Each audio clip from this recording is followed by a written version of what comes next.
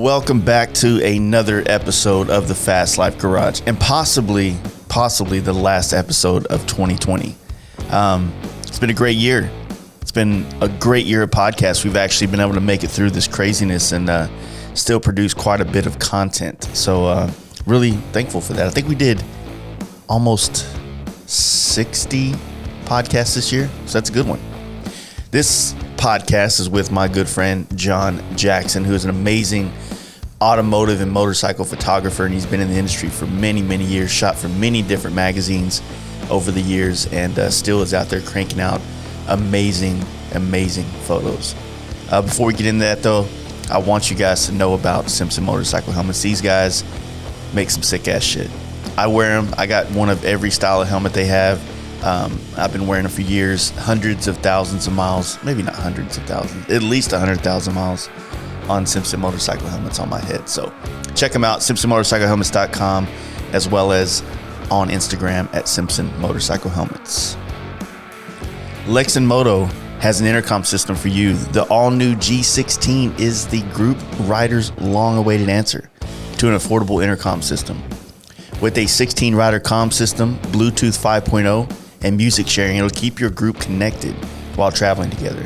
This is another great product from the Lexin team, geared at making motorcycle rides and travel more enjoyable. Check it out at lexin-moto.com, where you can apply the Fast Life offer code and save yourself 15% off your entire order. And as well as check them out on Instagram at Lexin Moto. The guys at thundermax has your EFI equipped Harley Davidson covered with their high quality auto tuning ECMs. I've been running their computers on my Road Glide for a couple years now, and it continues to give me the optimal performance out of my engine. Paired with their oil cooler fan, which is a fan available for the M8 touring models, my bike has been running strong and at a desirable temperature. You can check out these products at shoptmax.com and use the offer code FASTLIFE to save yourself 10% off, which goes a long way on their website. And follow thundermax EFI on Instagram.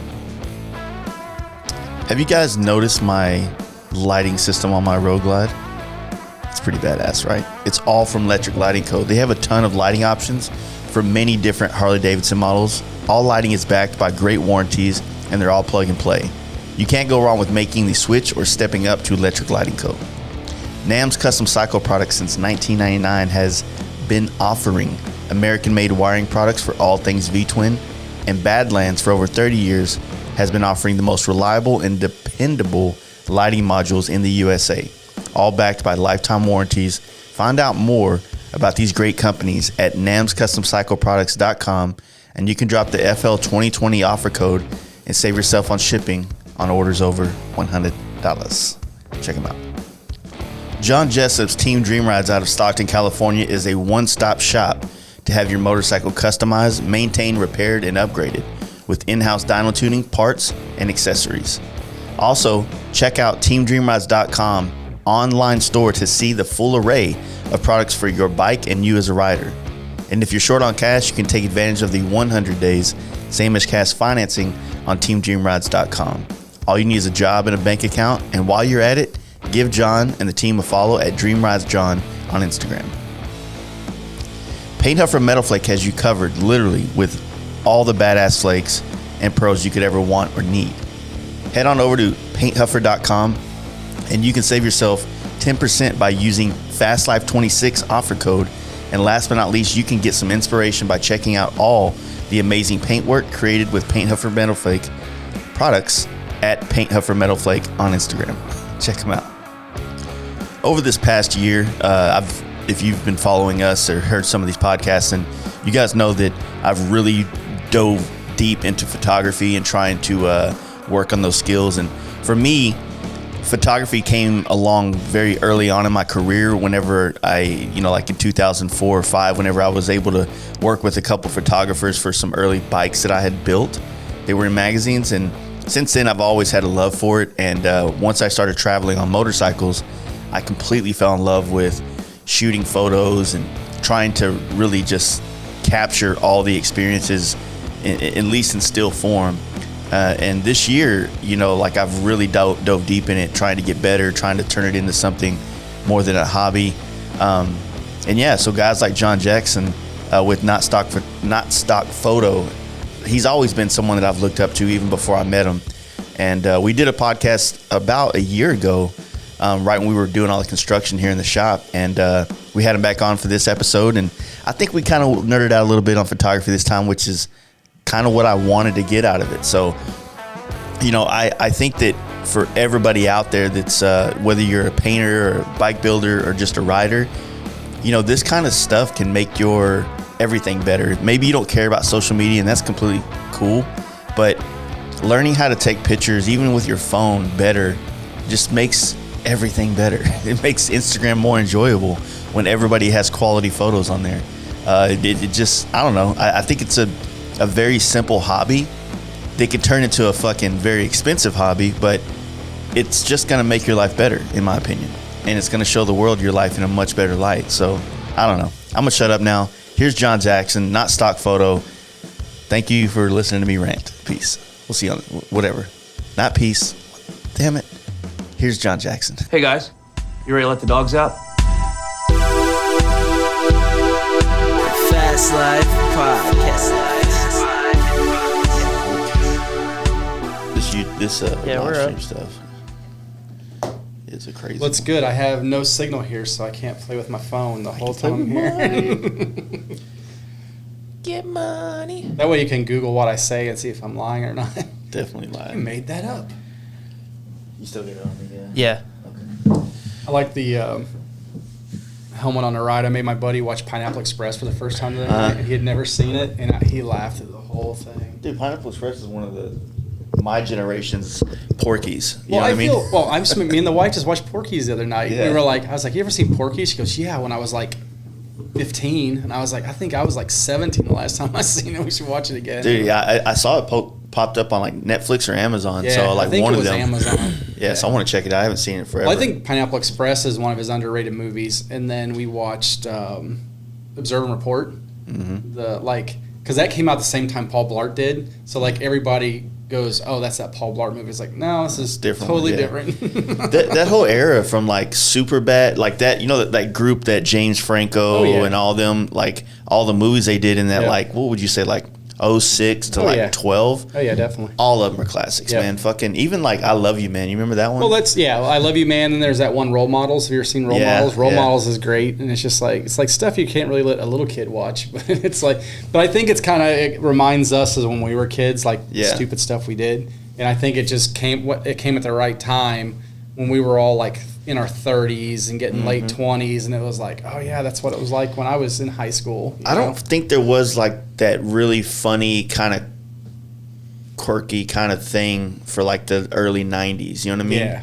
Because like, I mean, I think American Pie was probably like the first one of those. Well, I think a lot of the 90s stuff, that's when everything started. National Lampoon shit. That's like when everything started preaching to us. Oh, yeah. So it was all like stuff like, you'd be like this group in Seattle, and it was like so far away from what everybody else in the U.S., how their lives were, know, and it was just like, but that's why all those movies were like that. It was like all these angsty people from Seattle and L.A. and all other stuff, and then the rest of us are like, oh, I live in small town, middle of nowhere. I have no idea what you're talking about. So yeah, it's been a crazy one, man. So, are we going? Everything's... Seems like Are it. we still going? Yeah, it seems like everything's cool. Just like remember not to get too far away from the mic. Yeah, I just keep it like this. That That's way fine. I flow around with it. Move But it, yeah, man. You can mess around with it, get it comfortable wherever. Yeah, as long as you can hear me, it'll like be a good. fist away. Yep. Yeah, you're fine. Just put it We're in your trying to mouth. make it comfortable. We need a green room now. I'm trying not to do anything perverted. I'm like, It's okay. I know you put a hot dog shape hasn't- thing in front of you. yeah. It hasn't been. You know what kind of disinfected, foods so- look like dicks? Oh, All the best kind. You know what's funny is in my memory in Facebook the other day, there's this video. We were in Oregon in one of those restaurants that Guy Fieri had been to. Yeah. So they were known for this big hot dog, and it's like this big, and there was a picture of my wife just like this with it, and so I just shared the memory, and one of our friends like photoshops everything, and as soon as I posted, he goes, "Oh, this won't get photoshopped at all," and it was like, she's like, "Can't believe you posted that," and I was like, "I just shared it, I didn't post it." Yeah. That's just crazy. Yeah. So you've been traveling, huh? Oh yeah, I haven't been back to Florida since January. And you were here in December last year, almost about the same time. Yeah, so I probably left here going home for Christmas, and then toward the end of January, I went back on the road and headed out to California and stuff. So and that's the plan now, because I'm shooting here this week, shoot around Austin next week, and then I'm going to be in Florida for Christmas Eve to meet the wife there, ride mountain bikes, all that stuff. Yeah. And then I will get bored after about 5 days of sitting on the couch and go, all right, time to get back on the road again. Time to go play. And you're around Jacksonville? Yeah, St. Augustine. But on right. like the 13 side over by the river, like where everybody goes rides, not actually on the actual St. Augustine on the beach or anything. Yeah. So that's all good. Yeah. Yep, definitely. Yeah, man. I was listening to the podcast we did last time today, just so that I would try to navigate around not talking about the same shit we talked about last time. But I think a lot of things we talked about last year are still relevant. Oh yeah, definitely. You know what I mean? Like you've been doing a lot of YouTube videos so far. It's been coming out, and I just started about a month ago. I didn't even know, and I'm like, fuck, man. I watched I think all of them, and I love that behind the scenes thing, especially like for someone like you that's shooting like the automotive custom world. That shows a lot more to me than just another Peter McKinnon shooting the hand thing and shit like that. You know what I mean? Return the coffee or like buy my coffee beans. Exactly. So, and this year for me, like I said, it was funny because I think I texted you when you came here and did the podcast last year. We were in the process of building this. We were almost done. Yep, we were downstairs, and I was just about to buy my first full frame camera, but I hadn't quite figured out if I was going to be a you were Canon picking guy. my brain a little bit, and I basically, it's like Ford versus Chevy. You know, I mean, you can't go wrong. But the hard part is you have to pick because you start buying lenses, and it's like you really need to stay with that once you go along because you wind up with such an investment in lenses, and that's where the quality is, and you don't really. You can't go, all right, unless you get somebody to buy your stuff, and that's the only way you can get out of it. But everything's so good now, and there are plenty of options. Like I shoot Fuji all the time. That's all I shoot. I shoot their medium format for all my big stuff, and in fact, that's all I shoot now because I just bought their new 102 megapixel camera. So my 56 megapixel camera is now my backup. So some of my clients are not super stoked about it because like car show coverage, they're like they don't need a 102 megapixel. Yeah, but I mean what I noticed once I started having things printed, which those two are from other photographers. Once I had it printed, like you start to realize, okay, you know, I have a full frame camera, but how big can I get it printed? Well, the cool thing is too is once you're shooting the full frame is like you can bail yourself out if you mess up a little bit more too. And there's so much dynamic range in the new stuff. So if like you underexpose a little bit or overexpose a little bit, and really I think you're a little bit better to underexpose because when you bump it up, you still have a lot of contrast. And but that's the good thing with it is it bails you out. And I've actually found myself, because I'm known for using lighting and everything, when with the new camera there's so much resolution, the lenses are so good, my stuff's leaning more toward almost natural light with just a little bit of flash in it, because that camera shoots natural lights better than anything I've ever shot in my life. And it looks beautiful. It looks like butter. I mean, it's just like it's just beautiful. I was going to say that because like, you know, I've always been a fan of your photography, but after this year of like really diving in and trying to learn a lot of different techniques and whatnot in the photography spectrum, I look at your photos now with a different, like, man, like how did you get that? How does your lights like curve, like go over the body lines and not become like a flashpoint? Well, that's years of screwing up. That's what that is. That's like I've lit stuff for over 20 years. You know, I mean, I started out we'd go buy big reflectors from Lowe's. I think we talked about that last time, and bounce light off of stuff. So a lot of it. But the thing, like if you're going to use a light, I always liken to people is think about when you. See that? Oh, that's the one I was talking about. It's like the lights just. Oh, is that the Cadillac one? Yeah. Yeah, that one's actually light painted at the guy's shop with a 30-second exposure.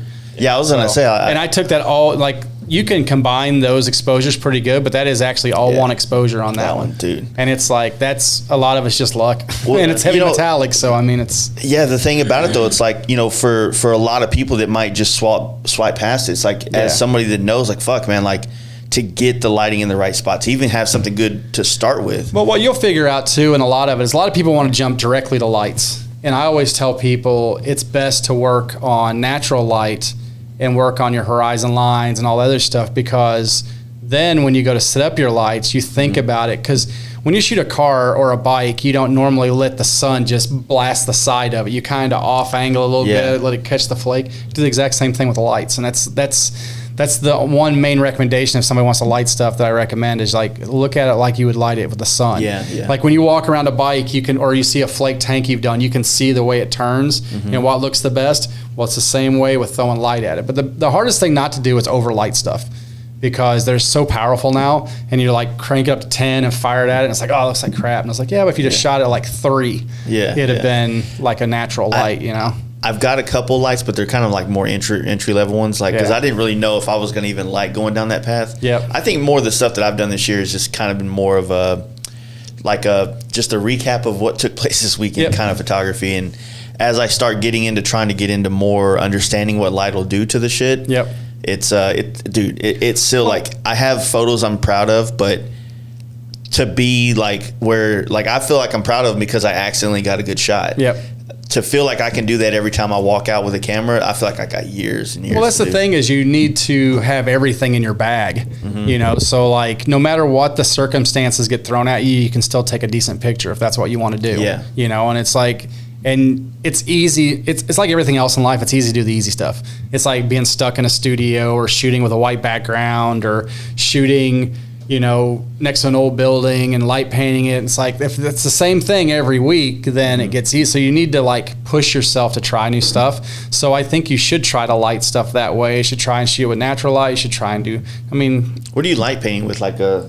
I use a one kind of like that one, but it's from Westcott, their ice light, and it's so beat up, like it has barn doors built on it and stuff like that. And my buddy, my barn doors, my buddy Nick is a good friend. He's the guy I buy all my camera stuff from. And in fact, he was at the camera store in Nashville I always dealt with, and they went out of business. So I deal with Roberts in Indianapolis now for all my stuff. But he was one of those companies. He's trying to get them to give me a new one because. My 10-year-old ice light looks like it's been run over by a car a few times. But that's also part of the problem living in a van is sometimes stuff gets stuff on top of it. So, well, you know, like you've been in the photography space for so long compared to like me. And when I started looking at the products and like I don't think we talked about this in the last one, but because YouTube has gotten to where it's at now, it's where and so many people are getting into the video space and the photography space. You see these companies making products that are decent, but at a super cheap price. So like, you know, you got the company Godox, which is that light and my flashes or my flash that I have. And it's like not professional, but pretty damn close. Well, that's the thing is a lot of guys that light paint and stuff are just really good at Photoshop. Because then you don't have to worry about seeing the light or anything like that. And I try to do it all in one shot because I don't want to sit at a computer for an hour. I mean, I have the skill to do it, but I'd much rather get it pretty close and then just have to do a little bit of stuff. And maybe it's just me being lazy, but I've been editing on the iPad for the longest because it felt like that had the closest color. Because when I first started editing on that computer, I would edit it and be like, fuck, this looks good. And then I would export it and it'd be yellow. And so then I was like, fuck, now I got to get a calibrated monitor. So that's that. And then another guy, like, I have no shame. Like, if someone says, hey, man, I'll teach you, I'm doing photography classes for $100, I'm like, sign me up. Like, I'll walk. I mean, you said it in the last podcast. I might not walk away with anything but one little trick that changes the course of my, you know, progression. And getting the Wacom tablet, too, to be able to work on is something that I actually had to go to their computer because my hand-eye coordination wasn't good enough to do all right, my hand's down here and what I'm doing's up here. So that's the screen one. Oh, that's what I've got. But I've got the one that has a computer in it. The computer built into it because I can't have one that big in the Sprinter van. So, but, you know, you got to give and take. I just, you know, because at the same time, you know, we're finally I'm trying to be ready to start producing some type of video vlog type content by January 1st. And which I'm still kind of running out of time. I've only technically made one video that's still, I'm proud of it, but I'm not proud of it like I made it. You know what I mean? I'm like, okay. I had one where I just threw it up because I needed something. And it immediately, I mean, it's nothing. It's like 2,000 views on it, but it was just like, so I made one I really love and it's got a gasser shooting flames. It's like the one I just put up and it's like, 250 views. And I was like, why won't this one take off? This is the best one I've done today. Yeah. And like nobody wants to watch it. Well, I like that one. That's one you sent me. Yeah. And, watching, like I said, being able to see behind the camera and see how it kind of came to light. That shit's fun to me. It's like when you ever watch those, you don't have to answer, but I have. Is like when you see some of these dudes that just walk around the streets at night and do nighttime photography. Oh, yeah. And you'll just see them clicking, and then they'll show the phone. I'm like, oh shit, like that came out of that. Like that's dope, Yep. And well, I like doing that stuff because it's all long exposure. And I used to go to, when I'd go to LST, I kind of started it like after hours and everybody went home, whatever trucks were there, I'd light paint them out on the show field. Yeah. And then all of a sudden people started seeing it. Now like every show, it feels like everybody goes to the show and does that now. It's like SEMA, they do it and all this other stuff. And but it's just like you said, the technology's got so good. You can walk around. I mean, that wand there weighs nothing. Yeah. So all you need is a tripod, a camera, and a wand. Yeah, and they have like a little sling too that you can grab for it and just throw it over your shoulder if you need it. Yeah, everybody looks at mine because it has the barn doors on it, and then I've got gaffer's tape all over it, so you can't see out. So if I actually turn it to an angle, it still kind of blocks the light. So I noticed when using that thing, whenever I would shoot helmets, it creates it creates like a linear line on the reflection, which I like it more. It actually adds a little bit of a touch to it that I like. But then the other light that I have out there that I'm trying to well, that's the hard parts you run into, because what you should probably do is shoot as 2 exposures. Shoot the front of the helmet, shoot the side of the helmet, and then just do like a blend layer and switch to lighting, so it just brings it both together. How to do that yet. That's super simple. I can show you. If I can do it, you can do it. But that's what I'm saying is sometimes that's one of those things of overlighting. It's like, oh, I got 3 lights up and I'm doing this. But what you want to do is you want to get one and get it to where you're like, that looks pretty good. Yeah. And then you go over and just start bringing in a little bit of light on the other corner, like cross-lighting it. And then you just get a little bit of kiss of that light. And then you're like, oh, that's because that gives you a little bit of artsy look, but still pops your flake. So you're doing that with the tripod and leaving the tripod and everything stationary. That way you're not because a lot of the stuff I'm doing with strobes now, I shoot it just like I do light painting, where everything's locked down and you do your passes. And then if you have to take the wheel from one exposure and put it on this one because you missed it on a pass, it's the same thing with that. So but it's still pretty run and gun. I do it way faster than a lot of people do, because like when we were Good Guys, I shot 11 cars in like 4 days, and it was like we're fighting and we got to wait till the show's over. Yeah. And then sunset's at 5:30. And so and I had Damon and Steven from Good Guys were picked 2 of my spots for me. So I gave them a hard time. They didn't look good, but they're actually pretty good spots. But it was, but it's just one of those ones where like sometimes beggars can't be choosers. But like the day before that, there's an old, if you ever go into Scottsdale, this is in Mesa. I was shooting at Switch, the air suspension company. Yeah. And there's an old hotel there called the Buckhorn. And it used to be like this crazy like salt bath thing. People would go, and like all the baseball players would stay there when they go to spring training. And it's still got this massive neon sign and everything. Oh, yeah. I can't post any of the pictures because I shot it for it's magazine stuff. And but it was one of those ones that like you don't want to be at that location after it gets dark, but up until it's sunset on the building, perfect and everything. Yeah. And I was supposed to shoot a hot rod there, and they were running late, and they're like, "Oh, we'll be there at like 10." I'm like, "Yeah, I'm not shooting here at 10 o'clock at night," because I already had like some guy in a wheelchair yelling at me and preaching at me and stuff, and it was one of those crazy. Yeah, same thing. Like I don't know. I started following certain pages that document Dallas. Yeah. The city. Yep. And now I don't like walk. I'm scared to walk around town. Are we talking like Texas Latino media or whatever? Not the Latino one, but there's Dallas, Texas media, and it's literally just reposting like. Like we had like a slew of rappers getting shot here for like a week. That was crazy. I was seeing that. I was like, whoa. That was probably a bunch of beef in between all of them, though. There was one that like the dude chased him down the street. Yeah, like, that one was crazy. Like wrecked his car, and he got out of his car, and then the guy started chasing him. But it was. Yeah. There was a bunch of shootings in Deep Ellum, months ago too. Yeah. Like just bad drug deals and shit. Well, it's crazy with Deep Ellum, because Deep Ellum used to be bad, and then it got good and was the hip place, and then it kind of like started. So we have like the way it's always been seedy. It's always been seedy, but it got hipster seedy for a while. That's what I'm saying. So then all these fucking like basic hipster people started coming in, but it still stayed seedy. That's what's funny with Detroit. Like, so I went up there. I work for an ad agency, and one of the guys there, he teaches at the Art Institute there, which is in the old GM building, which is this iconic building like they used to.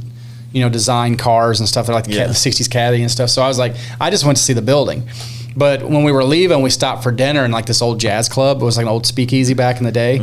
And he was just showing me stuff about how hipsters have come in. And because he was like, you look at this like 3 years ago and like we would not be here this late at night 3 years ago. And then already like people start buying, and you get that first few people that weasel their way in, and it was, those are influencers. Then it makes it okay to be out past. Well, that was like with the one comedian from 10 o'clock. Detroit said that one time. He goes, I knew Detroit was coming back when I looked out one day in the hood I lived in and saw a white lady running down the street and she wasn't being chased. Like she was just exercising. Wasn't that Cat? Or was It might have been Cat Williams. That was Cat Williams, I think. Yeah. Yeah. Well, But Detroit's beautiful. I don't care what anybody says. I was I've never this been close there. to being there. I went right by it this year. Yeah. But Well, this was funny. My wife's was with me since March until Sunday, and she did. I think we got her almost 40 states and 50,000 miles since March. Damn. And there was a couple of times like we wound up being like if I'd have taken an exit and went 3 miles north, I'd have been in Michigan. So I could have knocked Michigan off. Then we were in New Hampshire and we went into Maine. And it's like you can go 3 miles and be in Vermont, And it's like so there's a bunch of states I could have just. But she's one of those ones. She's like, but I want to do something in that state or it doesn't count. And I'm like, sure, yeah. That's how I feel about riding through them because you can say like I just nicked the corner of North Dakota. I'm like, did you really?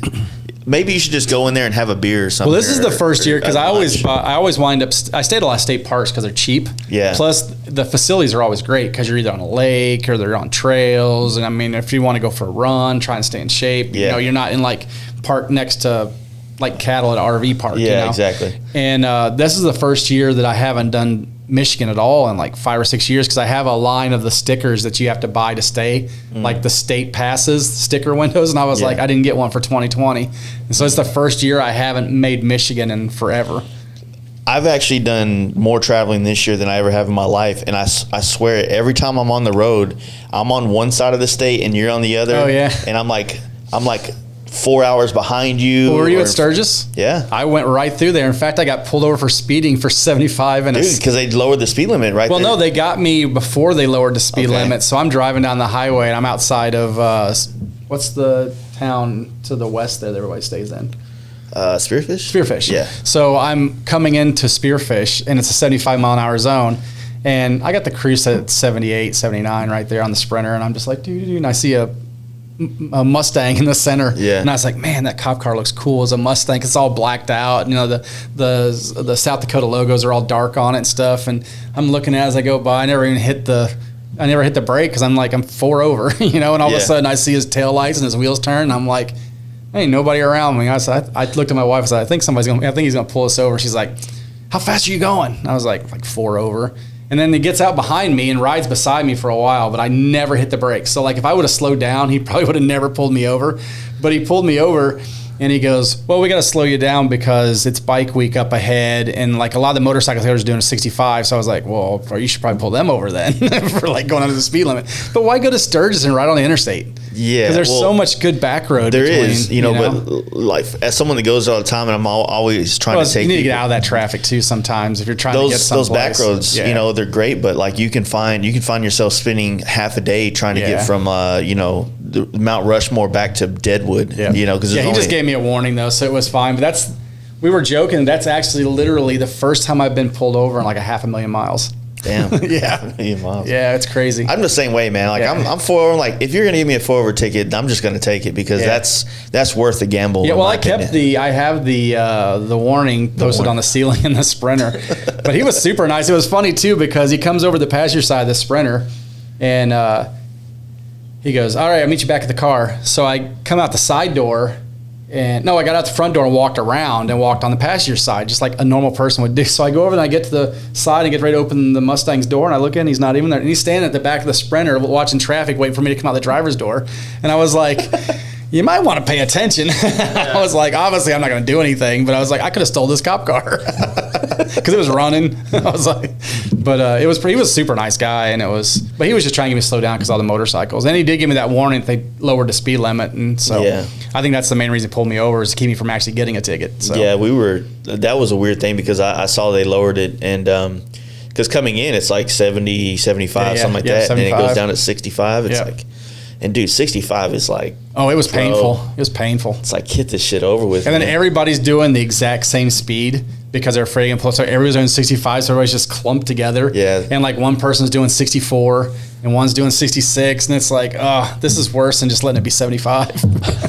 My son started playing soccer a couple years ago, and he was still real young, and they would call it bunching up. Yeah. Because they'd all go after the ball, and it'd be like this pile of kids, and everybody's just kicking at whatever. Yeah, they're not even kicking the ball; they're just kicking each other. And the coaches and the referees are like, stop bunching up, and that's what I think about all the time when you get that group of cars where everybody's playing, car twister or Jenga or whatever the fuck, and it's like, god damn, just if you're cool with going the speed limit, just get over, and chill. I feel like you would think cars didn't come with cruise controls anymore.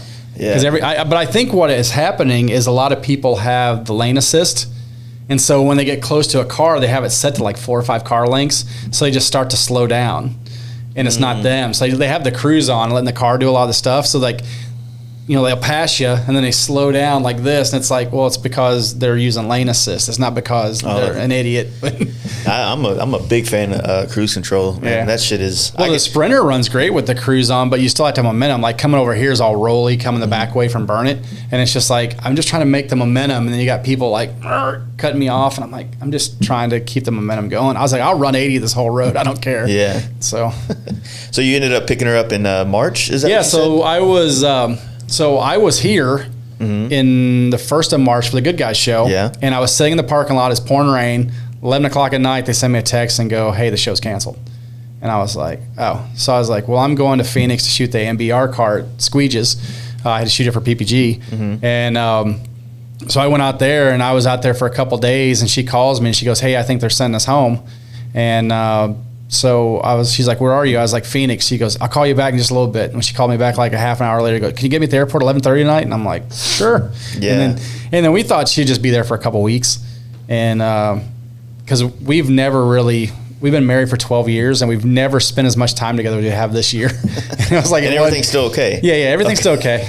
She got close to killing me toward the end there, but it's pretty much me. So it's, you just get a little short after a while, but it's also funny too, is like, I always feel like it's my space, but when you've been in something since March, and like, it's your space too, it's like one thing if you're there for 2 weeks, you're like, yeah, that's his space, who cares, and it's like, she wants that's what she would do before. She would just fly out and meet you and hang out in a certain area for a while. Yeah, she loves her job. She works for the state of Florida in the water management district, and loves her boss and all that stuff. And then one of us has to have health insurance and 401k and all other stuff, because I don't know what I'm doing 3 weeks from now, and she's got a budget planned out for the next 5 years. Yeah. Because her doctorate in statistics, so she plays the statistics of what I've done the last 5 years and how the industry's going and stuff. So it's, her brain works totally different than mine does. Yeah, the artist curse, man. Like it's all about the creation of things, and I mean, I get that, man. I think of, I'm creeping on 40 now, so I'm creeping on 50. Yeah. So I'm 48 this year, and so next year will be my 49th, and I'm going to have 50. So that's one of those ones I'm like, ugh. But 50 is the new 30, they say. That's what all the old 50 Who said that? all the 50-year-old people. Yeah. I tell you what, 50 doesn't feel like 30. Yeah, like right now, I have an ankle that just hurts, and it's like I can't tell you what I did, and it's I probably twisted it riding mountain bikes, but it's I got an ankle that hurts, a knee that hurts, my shoulder's fucked up right now. Just had an MRI yesterday. Yeah, what were you like 24? I'm pretty sure I tore my rotator cuff. Oh, that's not a fighting fun one. So yeah, he's an MMA star. Oh, I'll see. Wait till you see what you feel like when you're 50. Hopefully I don't make it that long. So you say that.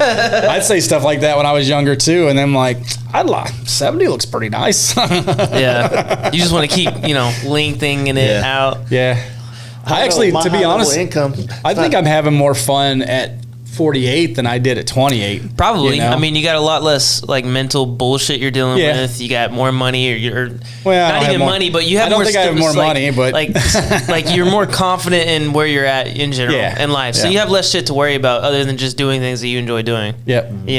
I totally agree with that. I think that's probably like, I feel like 50 is probably your prime. Well, that's the thing too, is when you're young in your 20s, you're just looking forward.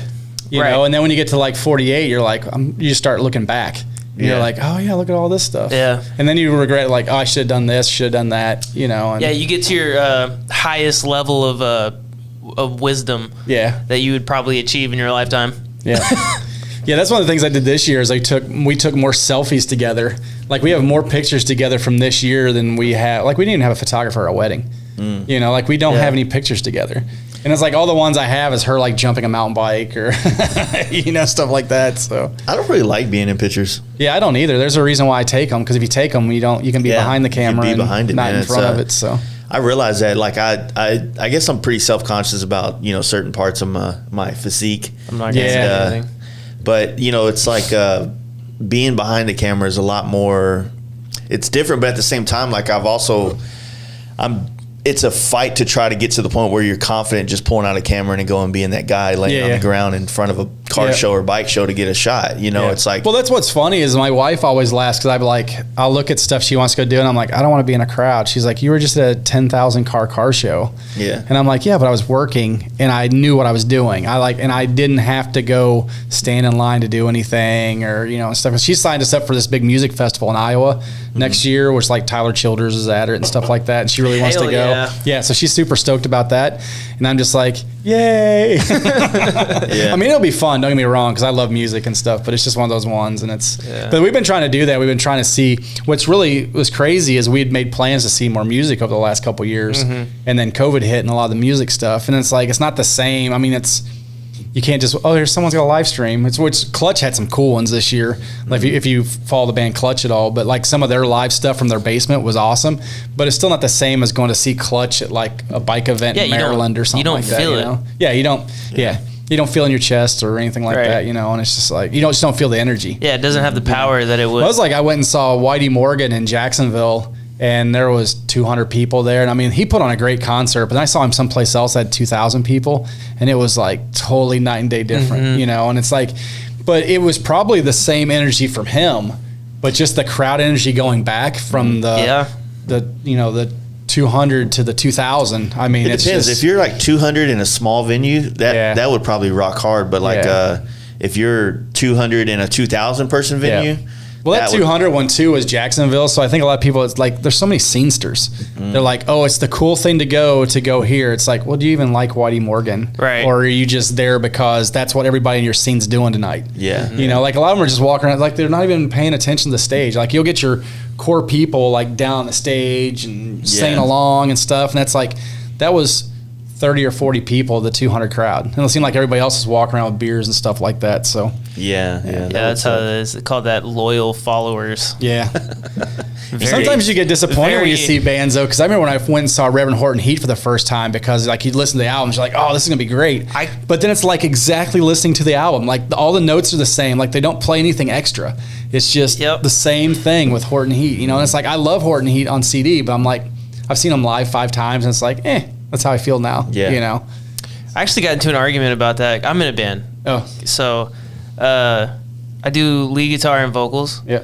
And like half of my band insists, dude, we have to play the exact same solos and the exact same thing and the exact same every single time. Yeah. And I'm like, okay, there's key parts that are like, you know, really catchy that people are going to want to hear, like, you know, certain solos, like the solos you sing along to, but like just the frivolous ones, they shouldn't be the same exact shit. And we shouldn't do the same exact thing every time. Yep. You know, that's not entertaining. Yep. It's just like especially when you get to that level, say like a Van Halen or somewhere, everybody has your albums. Yeah. I mean, they still mix up the guitar solos, you know? I mean, it's not the same guitar solo every night on the same songs, you know? And it shows a different level of like, I guess to me, it shows a different level of professionalism. Yeah. You know, you can improvise. Yeah. You are a musician, you know, you're not just I look at the same thing too as like, even with my photography, sometimes I feel like I'm doing the exact same thing, but with a different car, you know? And it's like, that's the hard thing I fight against. And then you get burnt out, right? Well, I don't really get burnt out. I just get tired of myself. Yeah. And it's like, you're like, is this the best you can do? You look at it and you're like, man, well, usually when I get, usually when I get to that, I don't want to look at it for like 2 weeks. And I'll look at it 2 weeks later and I'm like, this actually pretty good. Yeah. You know, but I've had way more photo shoots this year lately because of how great what I've gotten to shoot is that I think that's what makes my job easier and not to get bland is because of how great craftsmen are. And it's sometimes like this year, I feel like I only shot like grade 8 cars and super high end car winners and stuff. And usually throughout the year, I'm shooting stuff getting built and all this other stuff. And, you know, or I'm shooting a friend's car or something like that. And this year, it just seemed like there was this over the top stuff I got to shoot. And then the people, like, it wasn't just like some guy with money going, oh yeah, I know, you know, it's like, so that over the top stuff, people are stoked for their own vehicle. And then usually people, you know, you get to a thing when a guy has a certain level of money where it's just, even if he's got $2 million in a car, it's like, oh yeah, it is what it is. But this year, I just felt like everybody, like the guys who won the Riddler, it was a father and 2 sons and their family in Minnesota built a car over like 10 years in their garage at their home shop where they do restoration parts for Impalas, and they built their first custom. And they don't want any customers. They just want to build a car to see if they could do it, you know. And it's just one of those ones that, you know, we kind of talked about it last time, but man, the amount of money it takes to build one of those cars now. Oh yeah, you know, and it's just like, you know, to have a really, really nice, not even a Riddler car, but like just a really nice car, you're hundreds of thousands of dollars. That's what it is like we used to, you know, I've talked about with a lot of friends of mine this year, is like a 30K was a good driver. Like you could have a Camaro or you could have some odd 60s custom with some flake on it or something like that. AC off, it's getting chilly. Yeah, it's cold as shit. Yeah, but you get that, you know, you could have a $30,000-$40,000 driver you worked on yourself and you bagged it or did a cheap paint job on it, you know, and it's like, and you could actually maybe win a club's choice at a car show. Yeah. But now that car is $150 grand, you know, because I was looking at it the other day and it's like, I shot a truck that had an $85,000 chassis on it. just a bare chassis for $85K. Yeah. And you're like, how do you? So he works at a shop now. Do you also do restoration there still? Yeah, we do put it on, you know, the rotisserie, the roast. Yep. Yeah, so it's like I grew up in that shit, and I never wanted to do that ever in my life. Well, hey, it sucks real bad. Well, that was my first job where they let me when I worked for a NASCAR team was doing paint and body, and it quickly made me realize I didn't want to be paint and body for the rest of my life. No, it sucks. Well, that's like when you see like Mike Ring at the Ring Brothers. He still does all the finished body work on all those project vehicles they do, and that dude will stay till 2-3 in the morning and then come back in at 6 in the morning. Those mundane jobs that are a part of doing body work or doing paint work is like it takes a special person to make that thing that we just dread doing, like polishing or something, and be like this is who I am. Yeah. Well, that's the thing is best buffer I've run into more people this year that all they want to do is polish paint, and I'm like, what kind of crazy person just wants to polish paint for a living? So good at that, and I hate it because I'll do it. And then people want me to do it again. Well, you have to have a certain level of OCD to be a paint polisher. Yeah. You know, I mean, you really do. I mean, because I remember Mike Dussault one time, I was standing there where a guy came in and he wanted a black set of tins for a motorcycle. And Mike goes, well, I've got 2 different blacks. Do you want, I'm just going to throw this on and drive it around, or do you want to go to bike night and win shows with a black paint job? I mean, he's like, they're both black paint jobs, but one's quite a bit more money than the other one because it's a lot. And it's not that you actually spray the paint any different. You know, it's just a lot of prep work, a little more prep and after work. Yeah. So, man, I don't know, man. I don't know what my fucking life's going to be in the next couple of years. I feel like I've spent at least a bike and a half on equipment this year. Yep. Photography, video shit. And it's like I used to spend all my nights on laying in bed on Facebook Marketplace looking for good deals on bikes. And now I'm like, fucking $1,200 for a lens? God damn, what do they think they got? I'll get you have a heart attack then, because my new camera, we've been talking about it since it came out last year. And I probably have their medium format, the 56 megapixel one. I probably have the one with more pictures on it than all of them. But Fuji has this deal where you can't see how many pictures the shutter has on it. Yeah. So all of a sudden Amazon popped up with this 0% interest for 4 years. And my wife, I know, if you had a city card. And my wife was like, well, because we were talking about doing it next year, because I've been kind of saving up for it and stuff, but it's a $10,000 body. Damn. You know, and it's like, and all their lenses are $2,900, $3,200, you know, all medium format stuff. And it's like, what's the difference? But what's funny is I tried to talk her out of it because I'm just like, What? Now, I don't know. I guess I don't know what medium format stands for. Well, it's more of just sensor size. Okay. Because so it's bigger than a full frame? So it's probably 2 to 3 times bigger than your full frame sensor. Okay. Yeah. Okay. So but the cool thing I like about it is once you get a bigger sensor, you might so my 56 megapixel camera and say a 56 megapixel full frame, it'll actually shoot better at low light because you're cramming less pixels on a bigger sensor. So I'm trying not to sound too much like a nerd. No, I follow. But it's one of those ones, so a lot of, like your phone, you'll pull your phone, so you asked me the other day what I shot that video with is that Osmo Pocket 2. Well, they bought Hasselblad as a medium format company, and DJI actually got so popular they bought Hasselblad. So they design all their sensors and stuff. So I have their Mavic 2 Pro. Yeah. And that's what the camera's on that. So that's a medium format camera company. And that's who I used to actually shoot. And then Fuji used to actually make their digital lenses for them. But I think I just lost train of thought. Is it because just the price is so outrageous, or not outrageous, but it's just so high that most of the camera world just writes it off? Yeah, well, that too, and it's super slow. Like if you're doing any action photography, it doesn't focus fast. Like you can probably take your full flame sensor and be like, brrr, it's like somebody riding by, and you're like, one of those pictures is going to be good. Yeah. But I do rolling shots with this camera, and it's just I shoot full manual anyway, so I'm like, all right, I know where I want to be, where my background is. Like I'm paying attention to everything while I'm doing it. I'm just not saying and spraying it.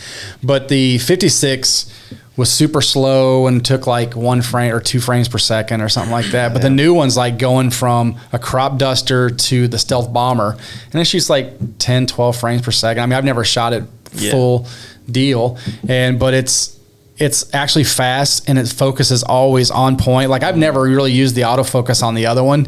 And then this one's just boop, boop, boop. And it'll actually tell between each right and left eye. You can set it to what eye you want it to focus on. Yeah, I know that they do the eye detection. Yeah, because what's crazy with the medium format is f8 on your full frame is probably usually the sweet spot of the lens. But f8 on the medium format, because of the size of the sensor, that focus is already falling out. So a lot of the stuff that looks like f8 is more like f16, f13.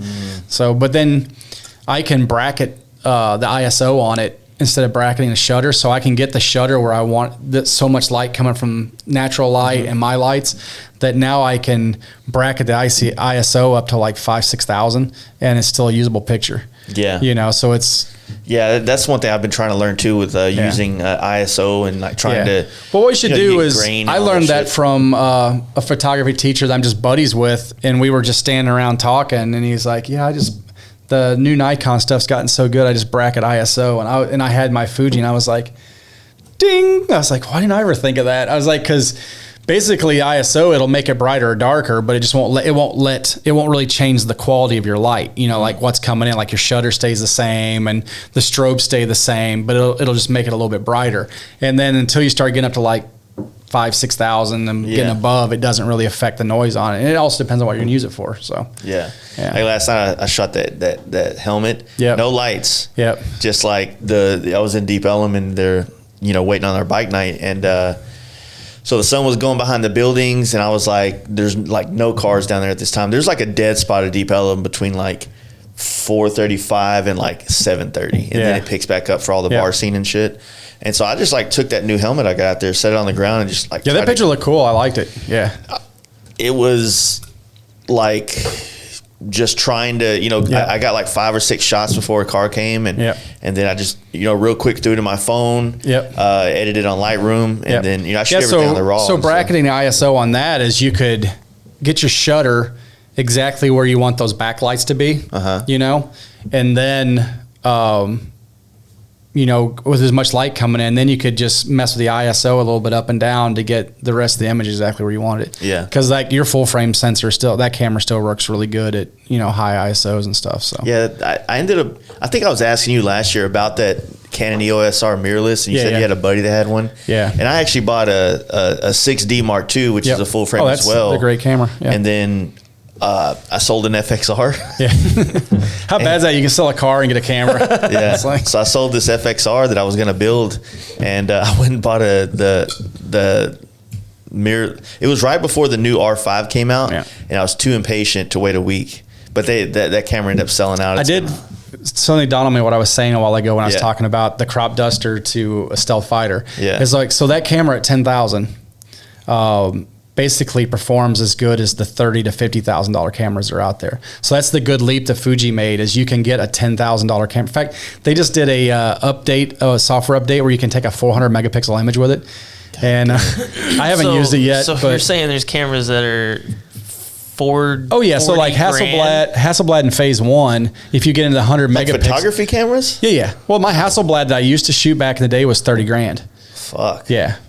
But when I was doing commercial work, a lot of people wouldn't even hire you if you didn't. But most people could rent. You'd rent one. You always rent that stuff. I got a buddy that rents out. He does like a lot of he has a Red and a couple other video cameras and stuff, and then he'll rent out. Yeah, did you see that video of Jason Momoa with the Red where they're on the ice motorcycles? Mm-hmm. And I was like, must be nice where you don't have to worry about it. You can just put a Red on the side of a bike with spikes on the wheels and slinging snow all over it and stuff. Like, because you're worth millions. And they probably gave, would you see the brass ones they gave him the other day? Yeah, they gave him. Holy cow. Yeah. Well, man, like that video space is so much different because like as the photography thing for me is like helping me be able to, color grade a little bit in a sense. I'm not there yet, but I understand it a little bit. As we start pushing into video, it's like I went and videoed with my actual Canon like 2 weekends ago when I went and shot Riley, and I was like, holy shit, this stuff is shaky as fuck, man. But what's crazy is I shot a couple of my earlier videos are all shot on the 11 Pro, and it's stabilized. And everybody's like, that video looks great. Like I shot that Gathering at the Rock, the Hot Rod show, shot on my iPhone. And then that's when I wound up buying the Osmo and the new GoPro 9. And I still haven't decided what I want for a full-time, shooting car features, video camera. But, So when we did our hood ride, I used the 9 on that. The 9's amazing. And like, that was my first time. Okay, I'm gonna shoot all day long, and I'm gonna figure this video shit out. Yeah. And I got one done. I put it out. And the video. I realized. Okay, I should have shot a little bit different here. I should have caught it this way. You think about that afterwards, like you're saying. Yeah. But it was all smooth because they got that stabilization in there. So when I'm walking around, it looks good, and it made me realize, oh yeah, this isn't the way it works with with the actual cameras. Yeah, because my new 100 megapixel camera has video on it, and we were at a show in Iowa, and it has image stabilization built in the camera, and I was like, oh, I'll see how this works. I was like, it's not as good as my phone. Exactly. Yeah. So like I have the Ronin S for like a gimbal for the big camera, but dude, that's a fucking skill. Oh yeah. That like it ain't like the little like the gimbals that you get on your phone, like. Getting your camera might be not the most compatible one with this to work with the auto detection thing. It's so much nerd shit. And then just like getting the shots and the pans and this, it's like fuck. Yeah, I have the one that came right before that has all the so I have it in the. I feel like that would be easier to use. Yeah, well, I like it because in our industry we shoot a lot of low stuff. Yeah. So it has the handle where you can have it low and walk with it, and I'm gonna start using it more because the one camera I don't have, one camera I own that's not a Fuji because I'm waiting for one of the new Fujis to come out is the G7X3 that they have, which shoots 4K 60, and but it's like got a built-in lens. It's like this big, so you can use it on that and take great video with it. But it's just one of those ones where it's like you look silly because it's got this big piece. But I mean, I could put my 100 megapixel camera on it, but it's just like.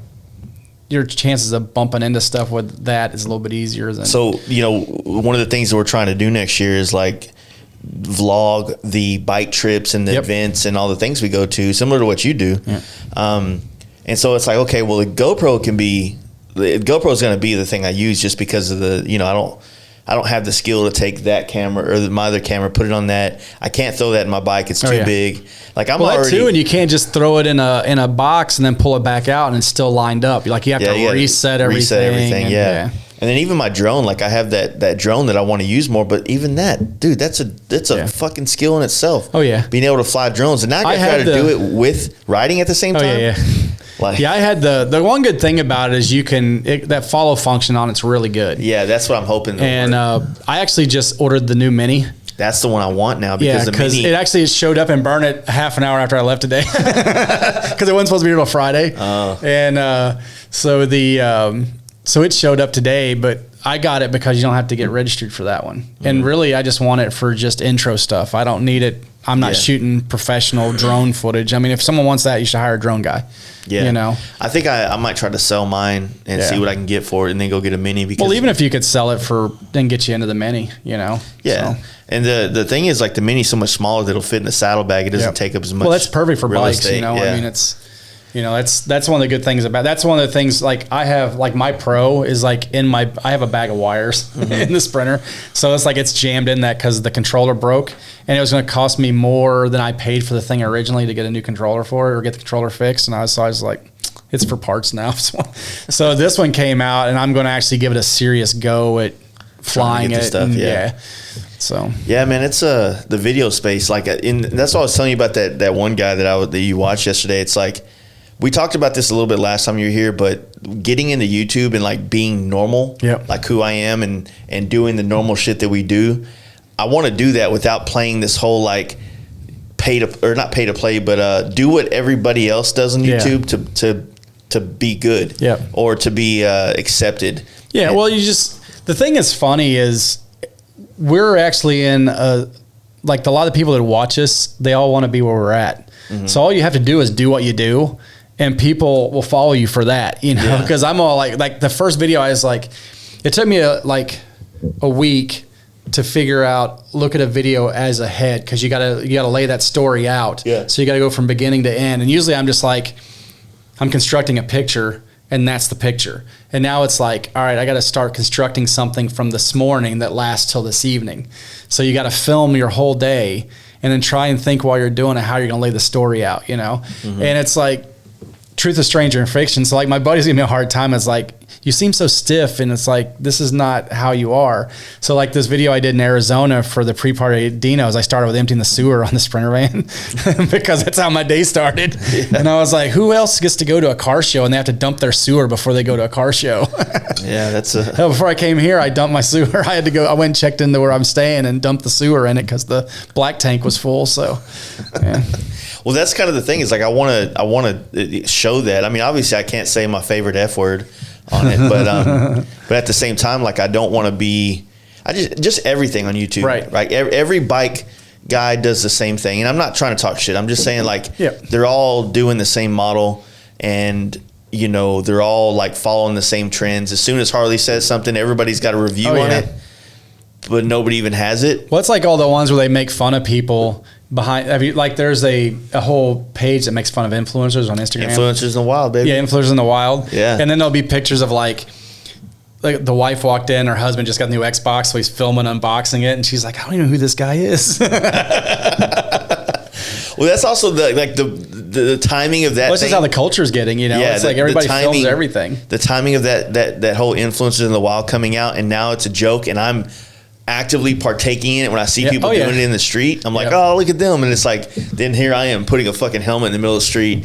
You know, like, I get it. Like, it's like I'm also kind of now, you know, not insecure, but like, I don't know what the word is. I'm just kind of like worried. Like, I don't want to be fucking. Well, that's the thing. It's like, well, I mean, you're making content, you're making art in your own eyes, man. Yeah. So it's like, you can't. There's nothing to be made fun of other than the fact that what you're doing looks goofy at times. Well, there's nothing worse than being at a show and trying to cut an intro in the middle of people, and it's like, I'm like, the people that can do that, you got to give them props for that. Yeah, they're ballsy, dude. Because, like, I always, when you see mine, I'm always like standing behind the Sprinter somewhere. All right, you know? So my first one was like, hey guys, welcome back to the channel. Oh crap! Gotta do this again. Don't want to see me talking. Yeah, that's And which is funny is because I talked for 3 hours in the last podcast, and obviously I'm probably going to talk forever. I obviously don't have a problem with talking. But it's just like, you just feel like an idiot, you know. But it's like, I feel like, so I grew up looking at car magazines and motorcycle magazines and all that stuff, and that got me totally what I'm into. And that's not there for the new generation. But I feel, because everybody wants me to give photography pointers. Those websites already exist. Yeah. I want to show cars and cool stuff. I should almost just, I want to almost just call it, hey, you want to see something cool? You know, that's kind of how I feel about it. It's like, I don't want it to be about me. I'm like, look what this guy built. Or like, look at this paint job. You know, because I mean, there's not really a lot of that. I mean, there's a lot of stuff where people film stuff and show the car and they'll show the guy, but it's just like, it's like a lot of it's rough, Yeah. And that's my hard part, is because my stills are at such a level that I want my video to be at the same level. So like that video I did the other day, I took some of my stills from the photo shoot and put them into it to try and make up for how bad my video was. It's like one of those kind of things. But just to show people what I was doing. It's one of those things, though, right? I mean, like, it's weird that, like, talking to photographers, and then this is just an outsider's perspective. Yep. It's kind of like music. That's true. It is weird talking to photographers. Yeah, you guys are weird. No, it's kind of like music in the same sense, where it's like it's in the same category. Being a videographer and being a photographer. So, like, me not knowing much would assume somebody who knows how to do photography would know how to do videography, right? Right. Oh yeah. But that's like assuming somebody who knows how to play guitar and knows also how to play piano. Yeah. Well, you know what it should sound and look like. For music, you know what this should sound like, but you don't necessarily know how to make it sound like that. Right. It's like, that's why I always laugh at other photographers. Like, they're like, hey, give me pointers. And I'm like, well, do you like how it looks? No. What do you not like about it? Yeah. Well, I'm like, well, you already know. You don't need me. You know why you don't like it. When I edited that video that I did recently, like, I knew what I wanted to do. Yep. And so going into that video edit, like, I knew how to do cutting and putting together, but all right, I wanted to do this. Google, how do I do this? And there's like a 1 minute video on, Premiere Pro to show me how to do what I'm trying to do. And it helped me get through it. Now, I probably forgot that shit, but I also know now Google's a fucking couple keys away, you know? So, but yeah, you got to know what you want to do. Same thing when people ask me about painting, man. How do you do Silverleaf? I'm like, which part? Yeah. Not the entire thing. Yeah, there's more than just one stage. It's like, I did that little short video of Chris Ryan on how to paint candy on that Lincoln Continental. Yeah. And basically it works on to almost gun theory on angles. And it's like, because you can't tell people how to spray candy, because it's like, there's so many steps. It starts with mixing the paint all the way to spraying the paint. And it's like, okay, here's what you do. You start 10 years ago. Yeah, you start 10 years ago. And you practice. Yeah. First off, you get because candy paint's not what candy paint was. Because you're painting with 2 stages now. It was 4 or 5 stages before. Yeah, so back in the day, and then even now, like, we do because technology with the chemicals has gotten better, we're able to use the candy concentrates instead of having to use the full urethane hardened base candies to where we can actually do graphics, and it made the process easier, but somehow it made it more expensive. Always. Right? Yeah. I don't know. Materials. So, well, they had to pay more people. So when you got to pay more people, or a corporation, we got to make more money than we did last year. So, well, that's the thing. That's the bad thing. Yeah. Well, that's the same thing they run into with, like, government stuff. Is like, they get a budget for a certain amount. They got to spend that amount just so they can get that amount next year. Isn't that how the military does it? Yeah. So it should be one of those ones that are like, hey, look how good we were. We still have 10 grand left. All right. Well, you get what you had last year, and you get to keep the 10 grand. So, like, that's good. Yeah. I don't know, man. The photography thing, it's like, I don't even know what I want to do with it. Yeah. Like, I think we talked about it a little bit. Like, you're one of the rare.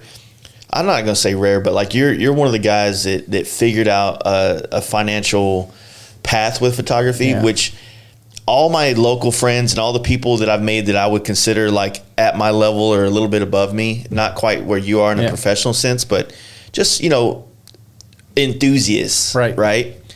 Everybody's floundered of how do I turn a profit in this, and like, I have my ideas, and I'm not asking you to tell me how, but I'm just saying, like, for such a massive world of photography, right? It seems like the only way to make money in photography is to go get a job at a photography shop. Well, so that is a good way. I mean, because really now what you do is guys get the job working for a place that, like, they're a big manufacturer and they're around cool cars all the time, and they go to SEMA and all that stuff, and they're the guy that makes the content. Mm-hmm. But they're not really paying those guys.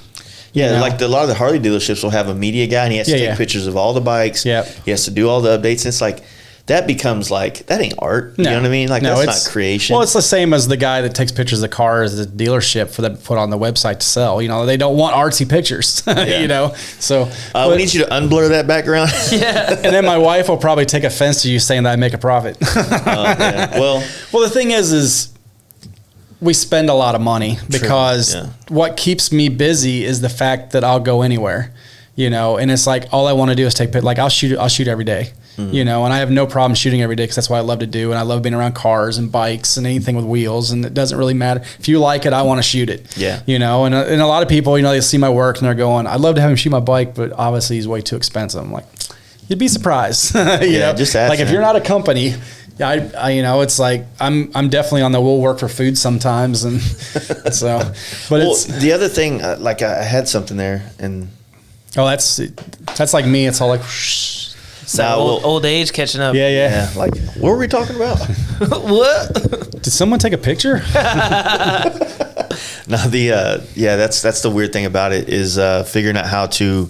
The other thing what I was trying to say was like, I'm at a point where it's a couple things. One thing is like I don't really want to make any money right now, but I don't want to step on the toes of the guys out there that do make money doing the kind of photography that I do. So it's a very, very weird place to be because I've been fortunate enough to be able to shoot, for Simpson, for a magazine, or for their ads for their magazine. I don't get paid for that shit. But there's plenty of work. And that's the thing is a lot of people get jealous. Like a lot of the stuff that people get jealous that I do, I may not have gotten paid for it. They're like, oh, it must be nice. And I'm like, I didn't get paid for that. Yeah, that makes sense. And so, or they see the sponsor names they're paying on the back of the Sprinter and they go, oh, it must be nice to get that stuff. But like I traded photo shoots for the equipment that's on the Sprinter. I didn't just get handed stuff, So it's just one of those ones like Kelderman. I have their air suspension on it, but I traded them like 5, 6, 8 photo shoots. And then the guys who built the Sprinter, they wound up realizing they had to gut it to paint it after they quoted me the price. So I wound up getting them bumpers and air suspension for their shop dually. So I did photo shoots for that stuff too. So it's like, so everybody will see all this stuff. And then I'm like, I didn't get paid for any of that stuff, Yeah, that's kind of thing. The other thing that I don't know if I want to get paid. Yeah. Because right now I really love it and it's enjoyment. But you kind of owe it to the guys who do get paid to get paid because it does work that way. It's like people doing free paint jobs. It's like you're not helping anybody by doing it for free. Yeah. Because that person from then on, that person's not going to pay you later. Yeah. So, what I was thinking, so I officially, I've always had a camera, right, for the last 5 years, but this is the first year that I've actually had a full frame, dug deep, actually trying to learn and actively am shooting all the time. Before I would use it for my shit and my travels and my things. But now it's like, I hit up dudes that just finished building bikes. Like, hey man, like, when you get back into town, like I'd love to shoot your bike because I need that practice to go shoot a friend or somebody. When you get people that are true professionals, I'll put that in quotes, like myself, I'm really into it for the finished product. So I want to shoot everything, but I can't. But everything should be shot. For sure. I've shoot stuff that was a legit car 5 or 6 years ago that nobody wants to shoot because I love the car. Yeah. And it's like, it has nothing to do with the fact of how much I'm making. It's like, well, I just talked to Rob Ida today and he had a Willis that he showed way back in the day. And I remember when I was first into show cars, I was like, oh, that thing's so badass. And I was like, I saw a picture of it on his page. I was like, I still want to shoot that. And he was like, that what? And I was like, it's a legend. Yeah, exactly. And it's like, I still like to shoot legends, and there's still bikes that show up and stuff. And well, that's the kind of thing. It's like, I know that eventually I want it to be a source of income. Yeah. But like I said, right now, until I fully have the confidence, I don't want to, because the way my brain works is if I take $1 right now, then that switch goes on, and then now it's a hustle. Yeah. And then that's kind of why I love painting, but I don't like painting. You know what I mean? But that's the thing. You just got to find what you like to do. Yeah. Because, 10 years down the road, it may not even involve motorcycles. I think it'll always be around motorcycles, maybe. But it's like I had a friend, Greg. Well, you probably know Greg Janukas. Sounds real familiar. Yeah, so he's shot a lot of motorcycles and stuff, and I met him in Houston. I know. Yeah, a long time ago. He used to make wallets. Yeah. And so we started talking about photography and lights and stuff like that. Next thing I know, he's taking pictures and stuff and shooting bikes, and he got really good at it. And I was like, man, he's like, but he just has it. Like whatever he does it. And then next thing I know, he's shooting bands like Gary Clark Jr. and stuff like that. And you see his pictures, and it's like next level, like doesn't look like anything anybody else is shooting. And it's like when he was shooting bikes, it looked like somebody else's stuff. But then he found his niche, and it was bands and that kind of chopper lifestyle stuff he still does. It's like, doesn't look like anybody else's stuff too, but like his level, but that's just that artist brain. Like he's always been an artist. Like he was good at the wallets. He was good at shooting bikes and cars. And then he just found this niche with the bands where he just kills it. And it's like, every time his stuff pops up my feed, I'm like, yeah, I'm not a photographer. It's like, I don't even feel, I'm like, yeah. It's like, that's a photographer. Yeah, that's a good point though, because like I said, that's something that I've been trying to do too, is just shoot a lot of different shit that's not in my, I guess, wheelhouse. You have to go out of your comfort zone. Yeah. It's like, I want to shoot more portraits this year because I'm actually really good at it. Mm-hmm. But then I just get to where, like, I got this, it's the hassle of not having to deal with models. And then getting guys who build cars, they don't normally want to pose for anything. Yeah. So, but 20 years down the road, I mean, that's the pictures those guys, it's not going to be the pictures of the cars. They're going to remember that moment where they're with the car and all their stuff. And it's like, I kind of like to let them have, like when they look back, they're part of the moment, not just like, oh, this is this car I built.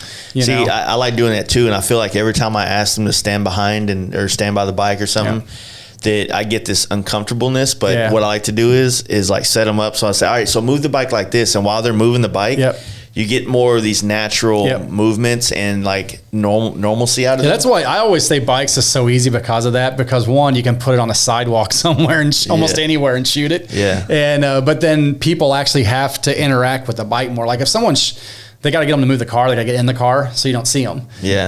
I mean, you can catch them. Like that video, I put all those parts of him walking in the car and getting into it. Yeah. It's just all little stuff that probably I could have made the video 2 minutes shorter if I would have cut out all the interactions of him with the car. Yeah. But I think that's what made that video good. And that's why I was like, oh, no one's watching it. And it's like, I feel like I have a flow to this video.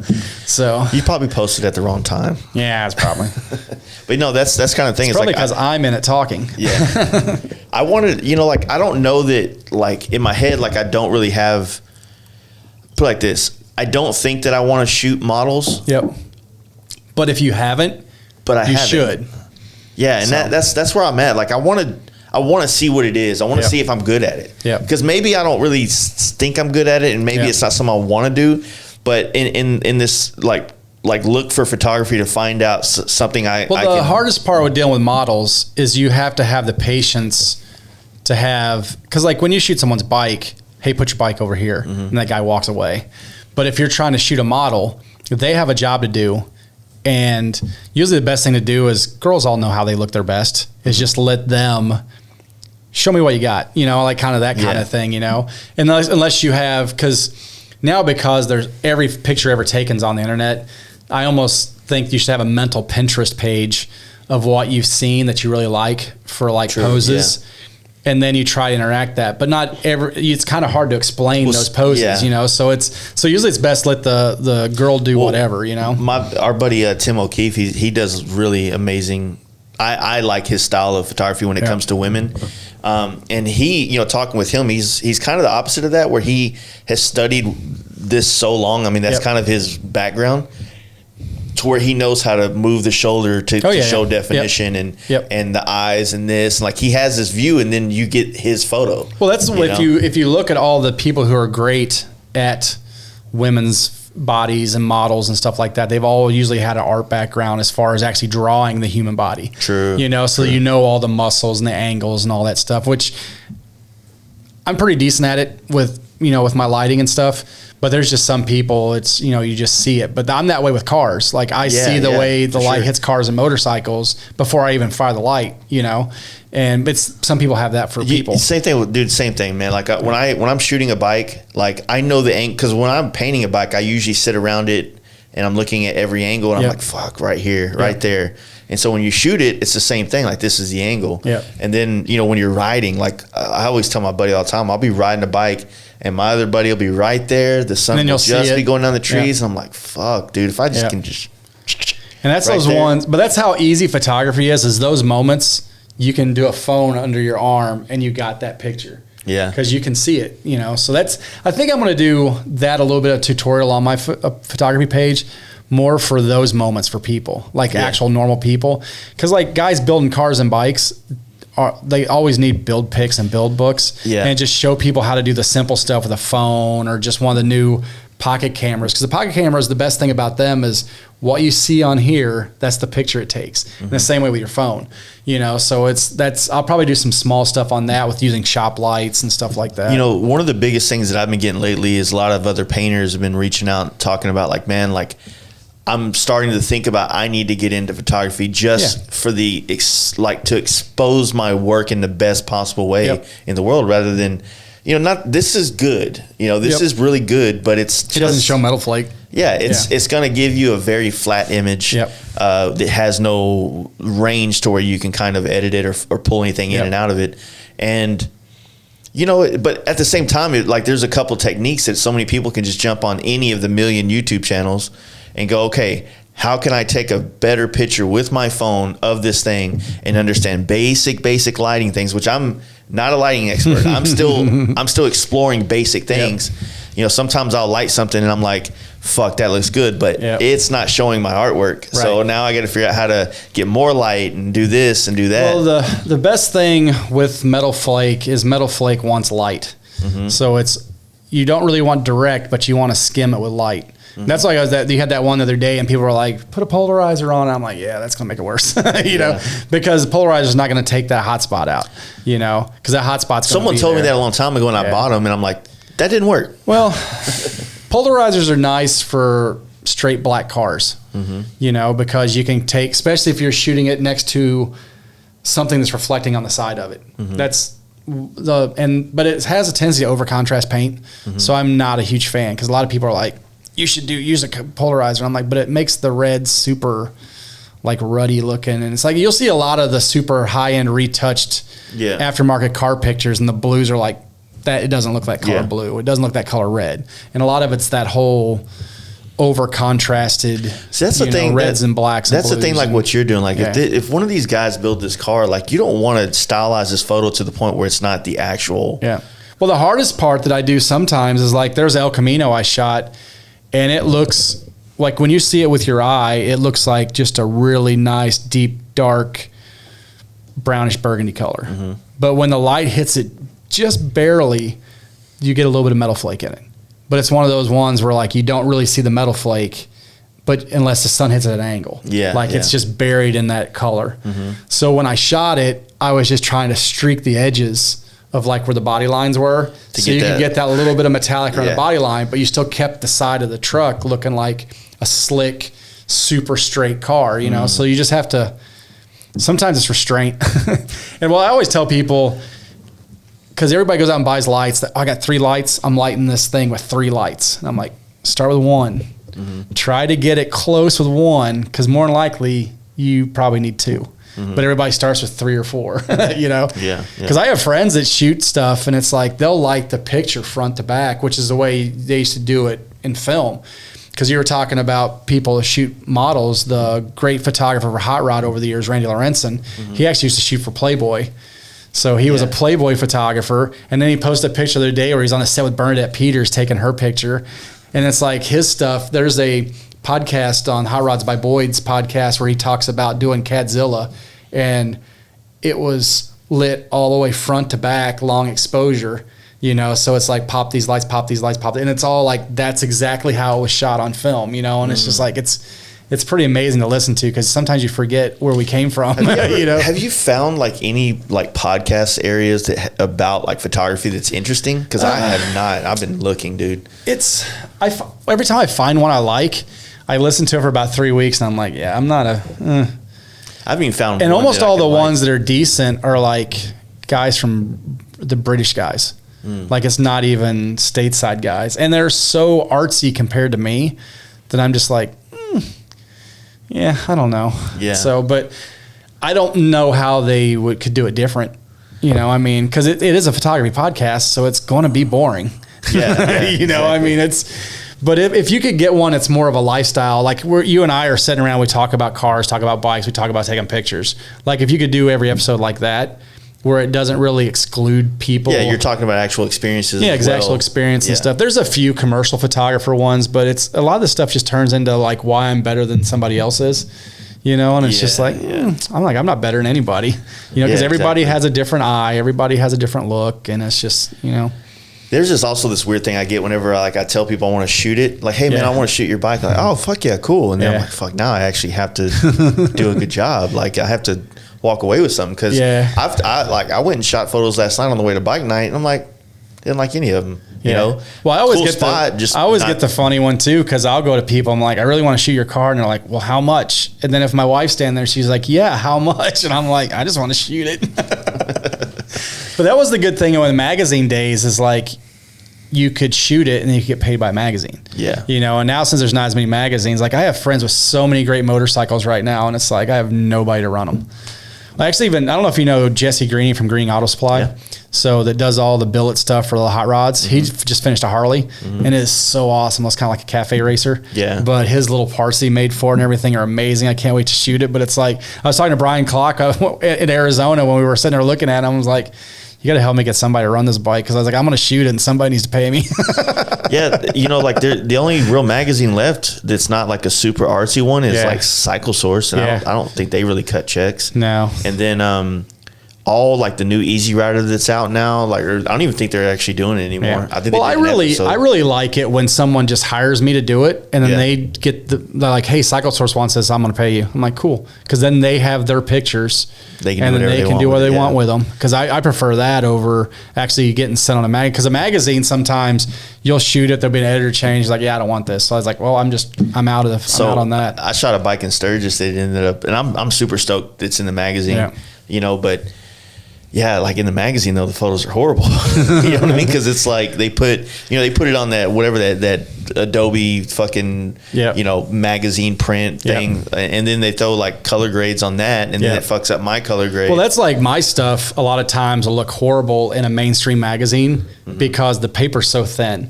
So you lose all the deep colors and stuff in it that I do, and it's just kind of like, But then when you see it blown up like one of these prints in here, you're like, holy crap! And I'm like, Yeah, because if I took that exact same picture standing beside you with that, and my camera took it, I mean, I know it would still, just that way that medium format camera takes pictures, you're just like, you know, you can tell a difference. Oh, for sure, you know? yeah. And it's, well, you know, the good thing about both of those two pictures were random photographers that were there that shot it. Oh, they're great shots. You know, like that dude was there. I gave him my email, and then he emailed me that photo like the next day. The only one I shot that one of my wife of that helmet for the magazine. That's a good one because it shows the helmet well, but you can see her eye really good through the visor. Yeah. I'm stoked about it. Yeah. But is she stoked about it? I really want my face out. Now, I like shooting that. Like, that's at her barbershop that she works at, and that barbershop's really cool. It's got all the right decor and it's a garage style. So I need to next time I'm in the area, I need to hit you up ahead of time and be like, hey, have her pencil me in. Yeah.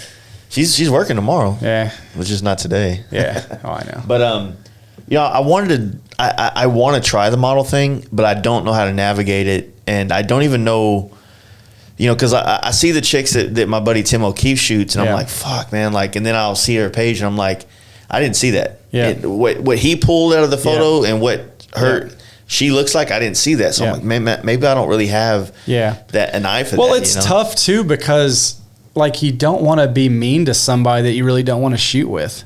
Yeah. You know, because like I've shot stuff for magazines, and they're like, the guy wants to shoot like his girlfriend with it, and I'm like, yeah, dude. Yeah. All right. Run in real quick. I'm like, there's been a few, right? Even like car show coverage where you're like, girl wants to be in the picture, and you're just like doing that fake click, you know? Yeah, I wondered like if I was actually to shoot with an actual woman that is more of a professional model, if like it would ease that kind of thing. You need to, as a beginner, is try to get into where you can get models with experience.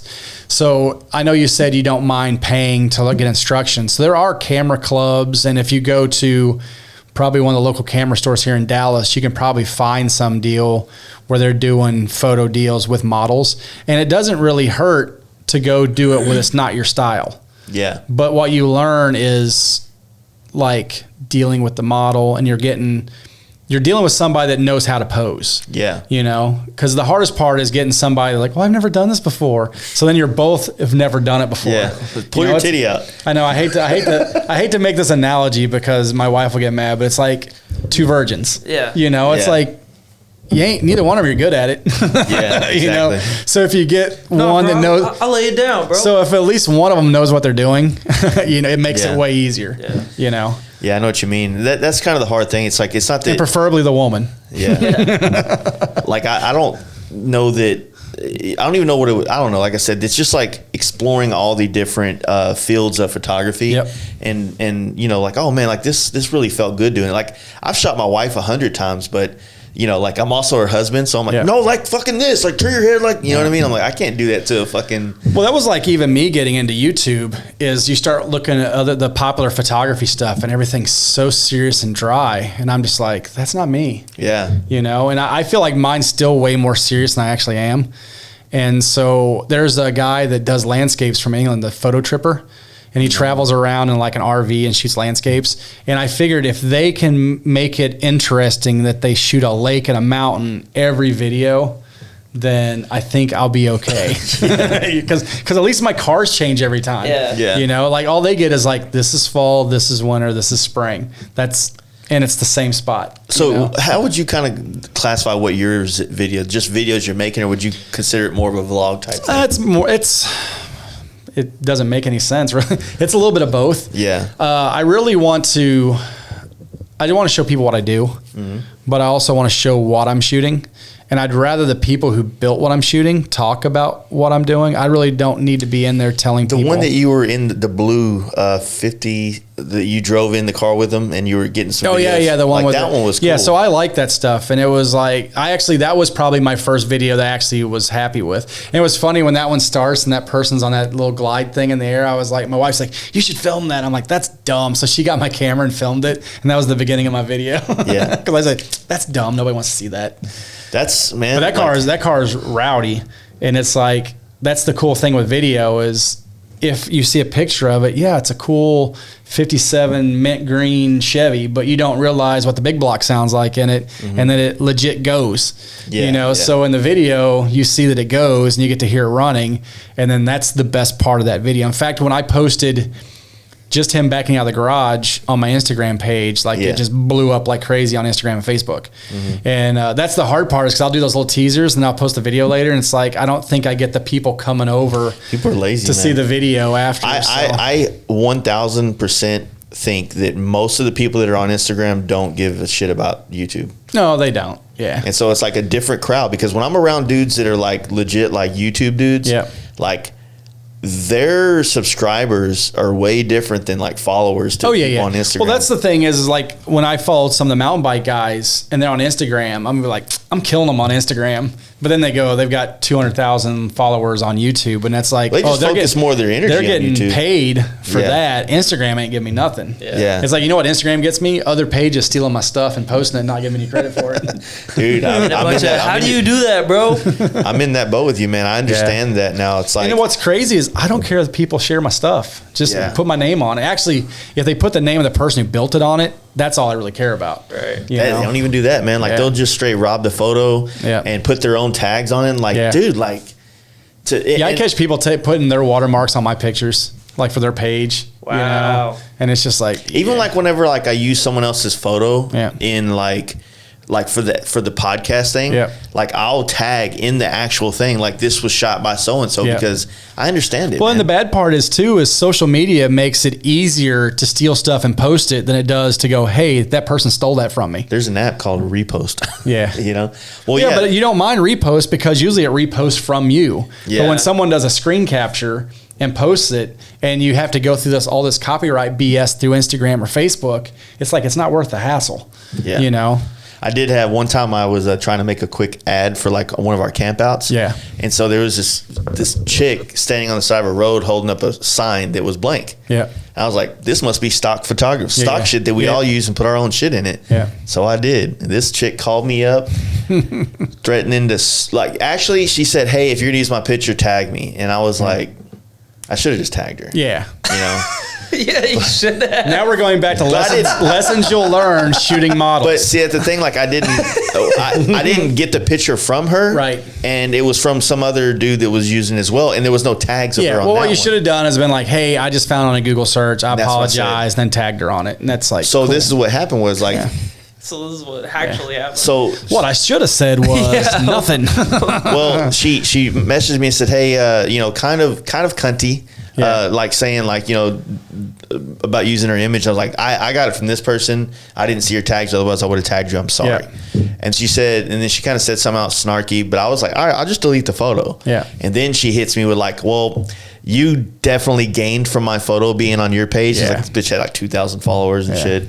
It's like, then why were you so adamant about me tagging you? Like you wanted the exposure my page was going to give you. Yeah. I just took it down because I felt like this was getting awkward and weird and not what I really wanted it to be. Yeah. And now you're threatening to get a lawyer? Yeah. I was like, come on, bro. Yeah. Well, I guarantee she probably doesn't have the money to. Yeah. She probably bangs a dude that does. That's probably generalizing, huh? Don't make me start dating a lawyer. Just kidding. You guys are both getting shut down. I know. We're getting canceled. Yeah. Good thing my wife has a good job. Not just kidding. Yeah. Yeah, me too. Yeah. I mean, my career in video might not go very far, but I'll be all right with painting. Well, that's the thing too, is like you have to, like you want to show what you do, but you don't want to show everything. Like you want to have a little bit of privacy. So that's the part too, is just figure out what you do. Like I'm going to make a video of a van tour because everybody makes a van tour. Yeah. And it's like, I'm probably going to call it, do you actually own a van if you don't do a van tour? You know? So I just put it's in the background of all my videos. So like all the van people come on and are like, what is that? And it's like, that's dope. I mean, that's a bad mofo with a lot of custom paint on it. It'll be interesting to see. Like, it's got wheels on since the last time I was here too. For real? Yeah, Method actually came out with a set of dually Sprinter wheels. So they shipped them to Innovative that painted it, and they powder coat them like a heavy metallic copperish color for me. And then Jeremy at Lucky Strike put some blue in where it said Method, so there's a little bit of color pop on the wheels. Nice. And so it's getting closer to. It's funny because it went to SEMA in 2017 and it's still not done yet. Because like every 2 weeks I'm like, we should do this. Like we just got the boxes for the back. Yeah. So the company Al Vans, they make one that mounts to the hinges. Mm-hmm. So now I have the plate. Now I'm just waiting for the boxes to come in. So I'm just like, all right, I got the plate. Now I'm just waiting on boxes. That's kind of the thing. Like, you know, me and my wife, we wanted to do the van thing a couple years ago, but now we got like 4 years left on this house that we're in. And then if I can make this shop work for me for another 4 years, then I would like to spend like a year on the road and like have maybe not full on out like Sprinter. Well, that's like yours. when you know what you have time wise. That's when you should make your plan. Mm-hmm. You know, because it's like I know when I rolled over one day and told my wife I was going to quit my job working as a service manager at car dealerships, and I was going to become a professional car photographer full time. Mm-hmm. And I was doing side work at the time.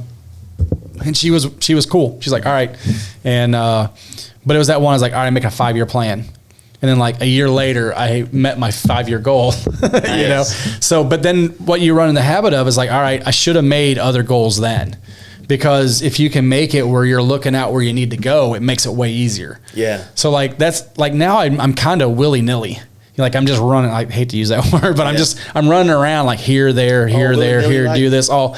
And I know it sounds bad that I'm 48 and I've had my business for a while and I don't really have a plan.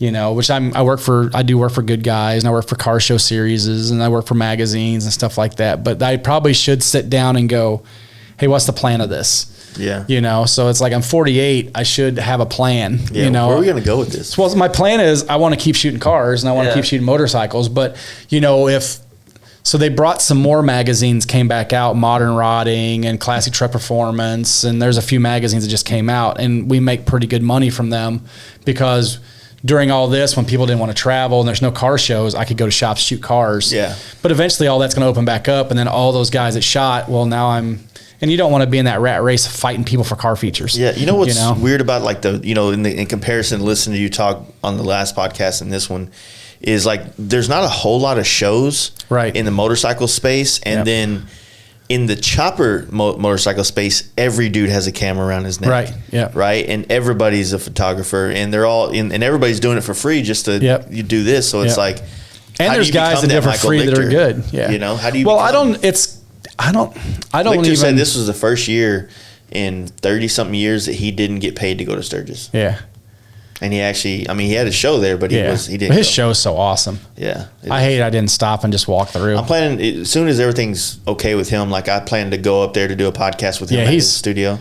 Dude, he's a legend. Yeah. It's like I always feel bad though, because like I don't want to see his new stuff. I'm like, I don't want to see any of this. Show me those ones where you're backwards on the chopper and you shot it in 1968. It's like those things are just, those pictures are iconic. He's still taking the same pictures, but like it just looks like some bro on a bagger now. Yeah. You know, so like back then it's like, it's funny how like the chopper dude from the like 78 and shit when he was shooting that stuff is like timeless now. Yeah. And now we look at like, he could have made that shot in like 2011 and it's dated. Yeah. Because it'll have some crazy stupid paint job on it or something like that. You can't see his, just like part of his head because the wheel's so big. Yeah. Well, that's the thing is some of that stuff, like I know the first time I went to Dave Perowitz, and that's who you should get him on your podcast too. Yeah. DP and Jody. Well. They're awesome. And in fact, I'm supposed to do their Facebook Live one day, and I've been kind of putting that off, but I need to do that. But the first time I went to DP's shop, there's that picture of the Stinger from like the 1970s in Street Chopper with some girl posed on, and I was like, I would give anything to find that woman.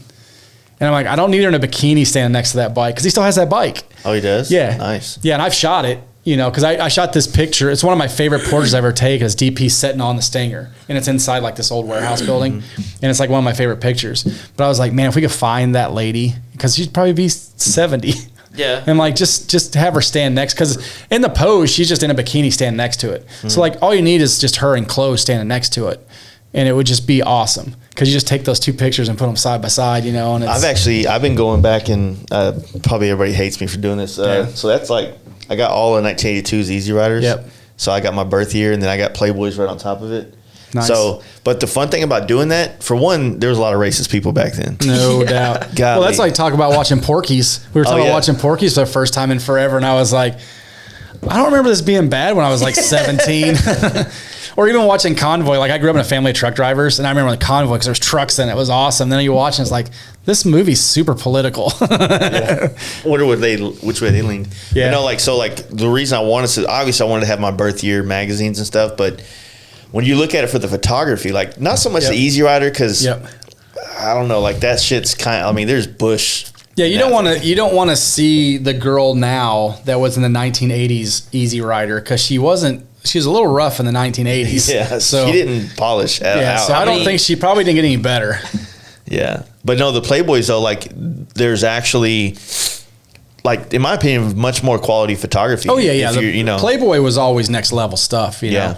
So, but that's like Randy, like I said, that shot for Playboy, then shot cars, but he put all that style into shooting the world's most beautiful women into the world's most beautiful cars, and it's like, I still go back and I can flip open an old magazine and like, Randy shot that, Yeah, of all, like I have my pile of like my photographers that I think influence me the most, and you being one of them, but you're one of the few on the list that actually uses backgrounds to really enhance it, and it's not that I don't like backgrounds, but I don't like when photographers only use the background. They use it as a crutch. Or there's like everybody and their mom is looking for a set of wings or a graffiti wall, right? To do a photo shoot. Well, that's what's funny is like I haven't shot in front of a graffiti wall since mini trucking. Yeah. It's like I shot for mini trucking in like the late 90s, 2000s or whatever it was, and it's like, because it just takes away from what you're shooting. I mean, it's cool if you shoot like in a garage or an old building and it's part of what it does. It's part of it,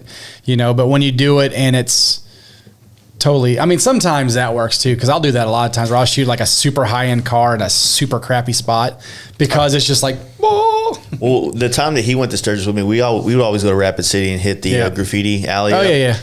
But I like the long alley shots where the graffiti's like, you get the little... Well, that's the best, because you don't really want it as the background unless it has like, if you've got something cool. Like there was one in Houston at one time that had like Zeus or God, and he had a spray can out like this, and it was like rainbow paint coming out of it. So like I put a bike at the bottom of it, so it looked like God was painting the motorcycle. Yeah. So like that's cool, that works, But if it's just like a whole bunch of lines and it's just some hacky graffiti stuff, it's like, And that's what I would see a lot. And then like, I guess now that I'm a little bit better at shooting pictures, it's like I can talk shit about people not as good as me.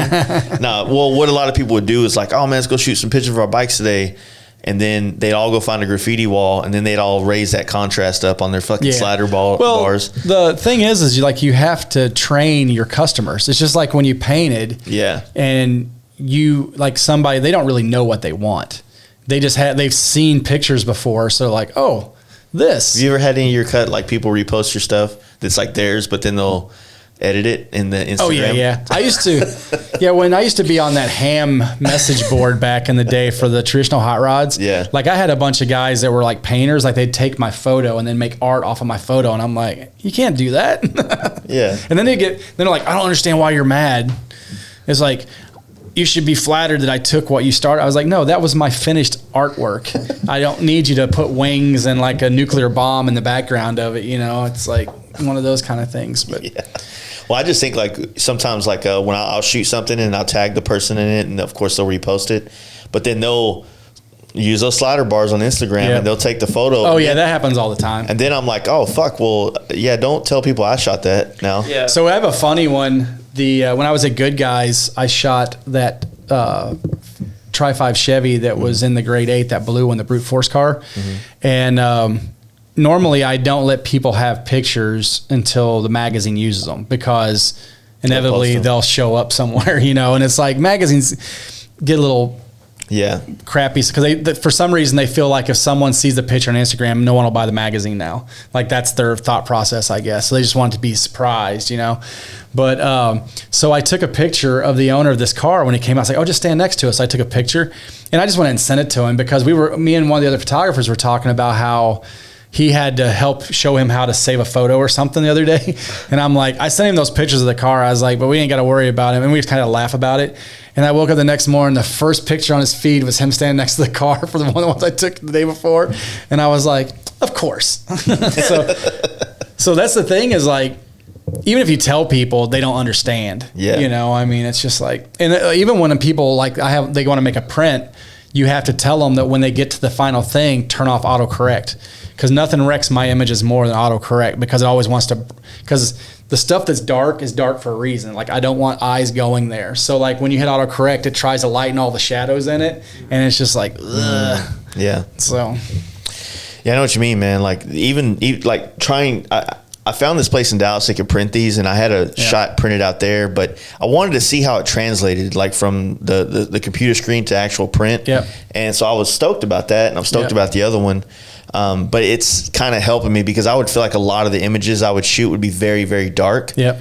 And of course, then I'm like on my phone, like raising the the actual brightness on the screen, going, oh, it looks good here at 100% brightness, but you know, my stuff mine always looks a little dark on the screen when I'm done with it, and I always second guess it. But usually when I see it printed out, because you finally get to where you know what it should look like on the screen compared to what you print. Yeah. So like I always err on the side of a little dark, because then it just becomes contrast. You know, because a lot of people over brighten stuff when they print it because they don't usually print it like it does when you send it to them. Yeah, yeah. So, but I have a few printers I use, like that Bay Photo out of California does really good. And then there's a place, Image Wizards, that does metal prints out of North Carolina that is amazing. I haven't really used anybody, but these people are in fucking Mesquite that did these. And, that was the most expensive one. I think it was about it's such an odd size.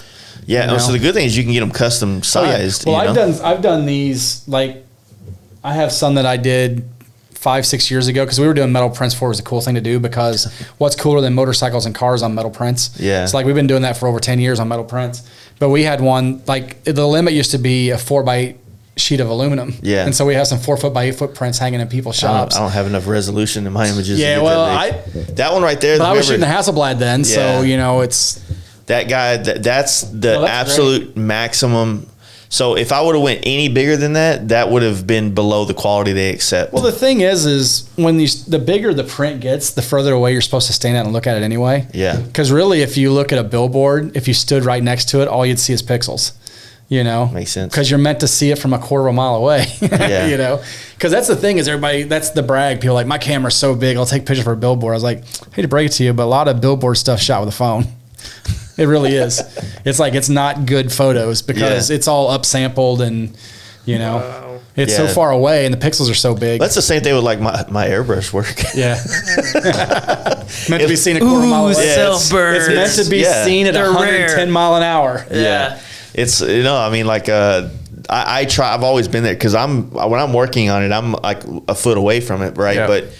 But then you step back like, oh hell yeah! But then you get close and you get blinded to that because like sometimes like even when I'm editing stuff, you get in and you start working real close and you're just like you think it's great, then you zoom out and you just see all you see is that spot you were working on because it's like you like the color's not the same or like you clone something out and it's like it looks perfect up close and you zoom out and you're like it looks I should just left that hot spot in it. It looked better. Exactly. So, I don't know, man. Like the it's like I feel like I've been building all this shit to kind of create other avenues of income to come in. That way, it's like I like the fact that when I do a helmet, then I know at the end of it, I get to figure out how I can shoot it and make it fun, you know. And sometimes I'll try to take it somewhere and shoot it, but sometimes I got to ship this today. Yeah, I need to throw some images on it real quick, or get some images out of it, and then I need to get it fucking gone so I can get paid. Yeah.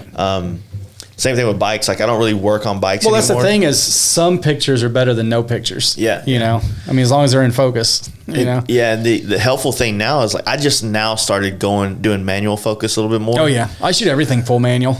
Yeah. I've everything but focus was full manual, but manual. When I was in Florida this weekend, I shot a couple of pictures that I just recently posted of my buddy Mark, and I did all that in manual because I would come home and I would be like, all right, bike's in focus, he's not. Yeah. So with that, the mirrorless stuff, you know, you can kind of get the. Well, aperture priority is so good on those cameras now. Like if you want, like everybody that seems that shoots family portraits is like, all right, set it at 2.8 and let the camera do the rest of it. Because it's like I look at the pictures and they're all the same. It's all like, let's over brown everything, put the brown filter on it, and then just blow all the skin out so it looks really white. And then and everybody's like, these are the best family pictures ever. I was like, tintype.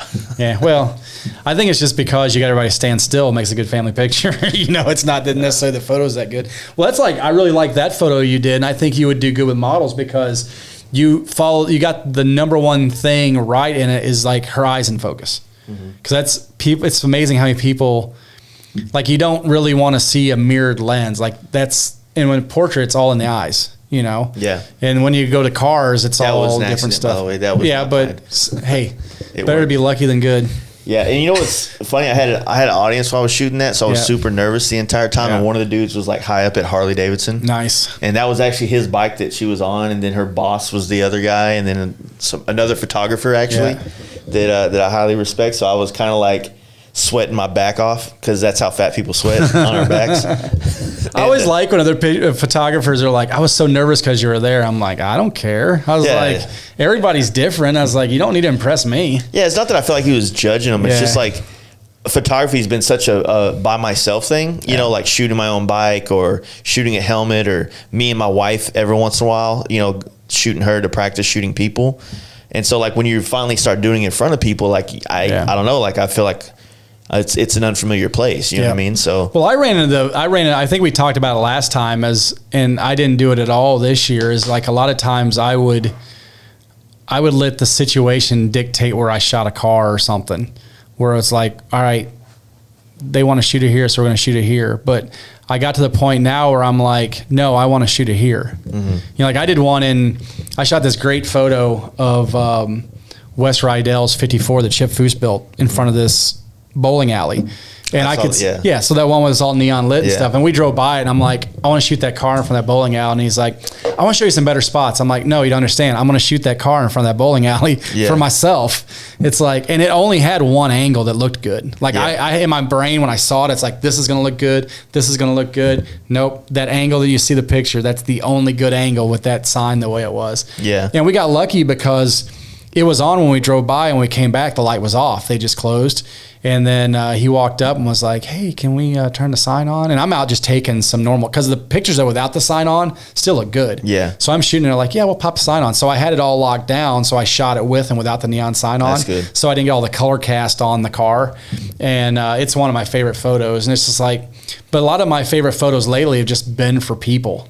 You know, it's not been for print. It's not been to make big stuff on the wall. Yeah. And it's just like, it's kind of been cool because this whole year, like even the stuff I did at Good Guys, it's like, this is where I want to shoot it. You know, it's like when I shot that brute force car, there's a spot where the sun comes over the mountain and it's like this brown grass. So it doesn't even look like you're in the desert in Arizona, you know, and it's like, it really worked good for that car. And it's, you know, I've noticed that like, I don't get to travel. Like when I travel, it's like I'm here for a day at most. So here, I notice that sometimes I just go drive around now. Oh yeah. And I could shoot something. Well, the thing that's cool with bikes too is you can just find pockets. Yeah. Like the whole block doesn't have to be good. Like if you shoot a car on the side of the road, you have to look down the road, see where the lines are, see how many new cars are parked in the background.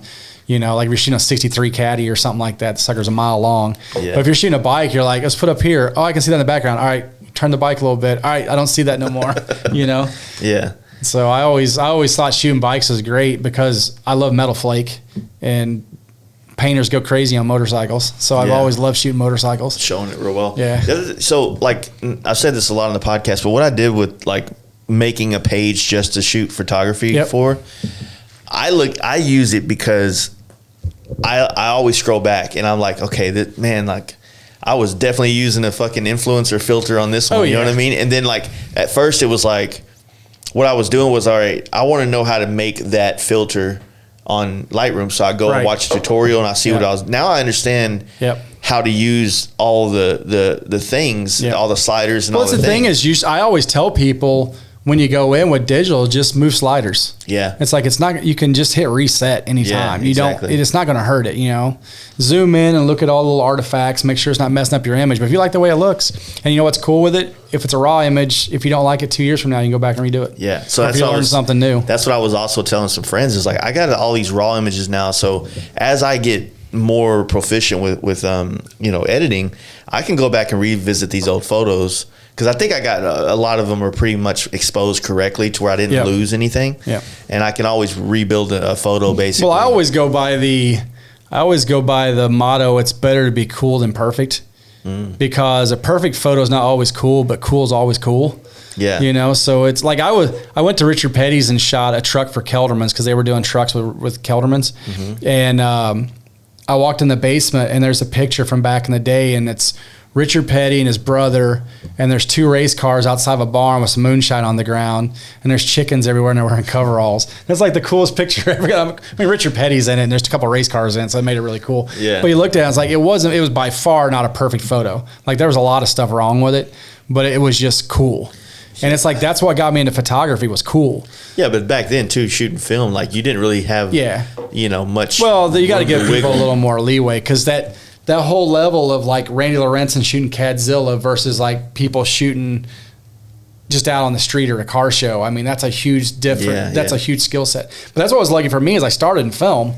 So, but I was there, I had enough film experience when we shifted to digital that I wasn't so far in that I couldn't make the jump. Yeah. Because I had friends that shot cars that, I mean, they still shoot film, but they just couldn't make the turn to digital. I can't bring myself to want to learn water base to save my life. Like I would rather just not paint anymore. No, I totally understand that. Yeah. And but I think water base is good for collision work because it's so easy to match colors, but I totally get someone not wanting to paint it. And can you blame somebody, say you're 65 years old and you sprayed solvent your whole life, and you're like, now I've got to learn a totally different way of painting. I got to dry the paint now. Yeah. I'm not really interested. Yeah. And even to do graphics with paint, water is a pain. Yeah. You know, and it's like, I just don't want to do it. I think that. Well, I don't even want to paint, so I'll stick with taking pictures. I definitely want to, I've always been pretty hard on my my painting passion or love or career, and don't get me wrong, like I can never not do this. Like I just can't imagine waking up one day and seeing Lucky Strike Jeremy do a paint job and not be motivated to go do one myself, right? Yep. Like I'm always gonna have that competitive respect and like wanted to like, oh man, I want to do that now, and always want to do it, and I just don't think I can let go of it enough to where I'm like, I'll never do that again. Yeah. Or not paint my own bikes at least. You know, maybe at one point I'll get to a point where I won't have the time to paint for other people. Like today, I was just talking with Covington again, and I guess in a week and a half, I got to go up there and paint another bike. Nice. I love those guys. Yeah, dude. I get everybody there is awesome. When I'm up there, I'm like, I live with Jerry and Kathleen in their house, and I hear all these stories, dude, and it's like literally going back home or going up there, and I'm sleeping in their house, and I'm just getting to flip through this live audio Easy Rider fucking history of motorcycles and hot rods from these guys, and every time I go in there, I always want to look at old bikes. I don't even want to look at new bikes. I was like, but the new bikes are just as cool as some of the old ones. But I like to see a lot of the old stuff they built. That orange truck that they built recently. I'm not as perverse in the I need to shoot that thing too. Hot rod world, but just being there and seeing it, it's like fuck, that thing's beautiful. Yeah, I need to shoot that truck too. It's on my list. It's just, if you're going that way, you're going to go to Woodward. Like you don't go through Woodward going. It's not on the way to anywhere. We went there. I was going to go to. I wasn't even going to be here this week. I was going to go to Floydada and go to Don Hardy's. the race engine place. Where's that? Just north of Lubbock, by 50 miles. Oh, okay, yeah. But then Don Hardy Sr. passed away this week. And so I was like, yeah, I'm not going to go up now. Yeah, I'll wait till the first of the year. And then I was going to go to Amarillo and shoot a couple hot rods at Mark Warwick's. Yeah, you said you were going to go there after this, but after this you're going to go back to Austin. No, I'm going to shoot here today. I'm going Shorty's has Shorty, the painter. He has Richard Zochi's cookies and cream car. It's like a real famous custom. And it's on my bucket list of cars I want to shoot, and he actually has that car. You shooting it tomorrow or what? I'm going to shoot it tomorrow or Friday probably, but I think it's going to rain Friday. But I would rather but if we have a chance for a cloudy day and not rain, I think Friday would be pretty nice. And I'm supposed to shoot Jetty's bike sometime while I'm up here that Jeremy painted too. Yeah. And in fact, I was supposed to shoot it tomorrow, but he has like 5 o'clock dinner planned, so I may try and shoot it in the afternoon. He just lives down the street from here. Oh, really? Yeah. I haven't seen him in a long time. Yeah. He was at the Hood Ride. Yeah. I haven't seen him since SEMA.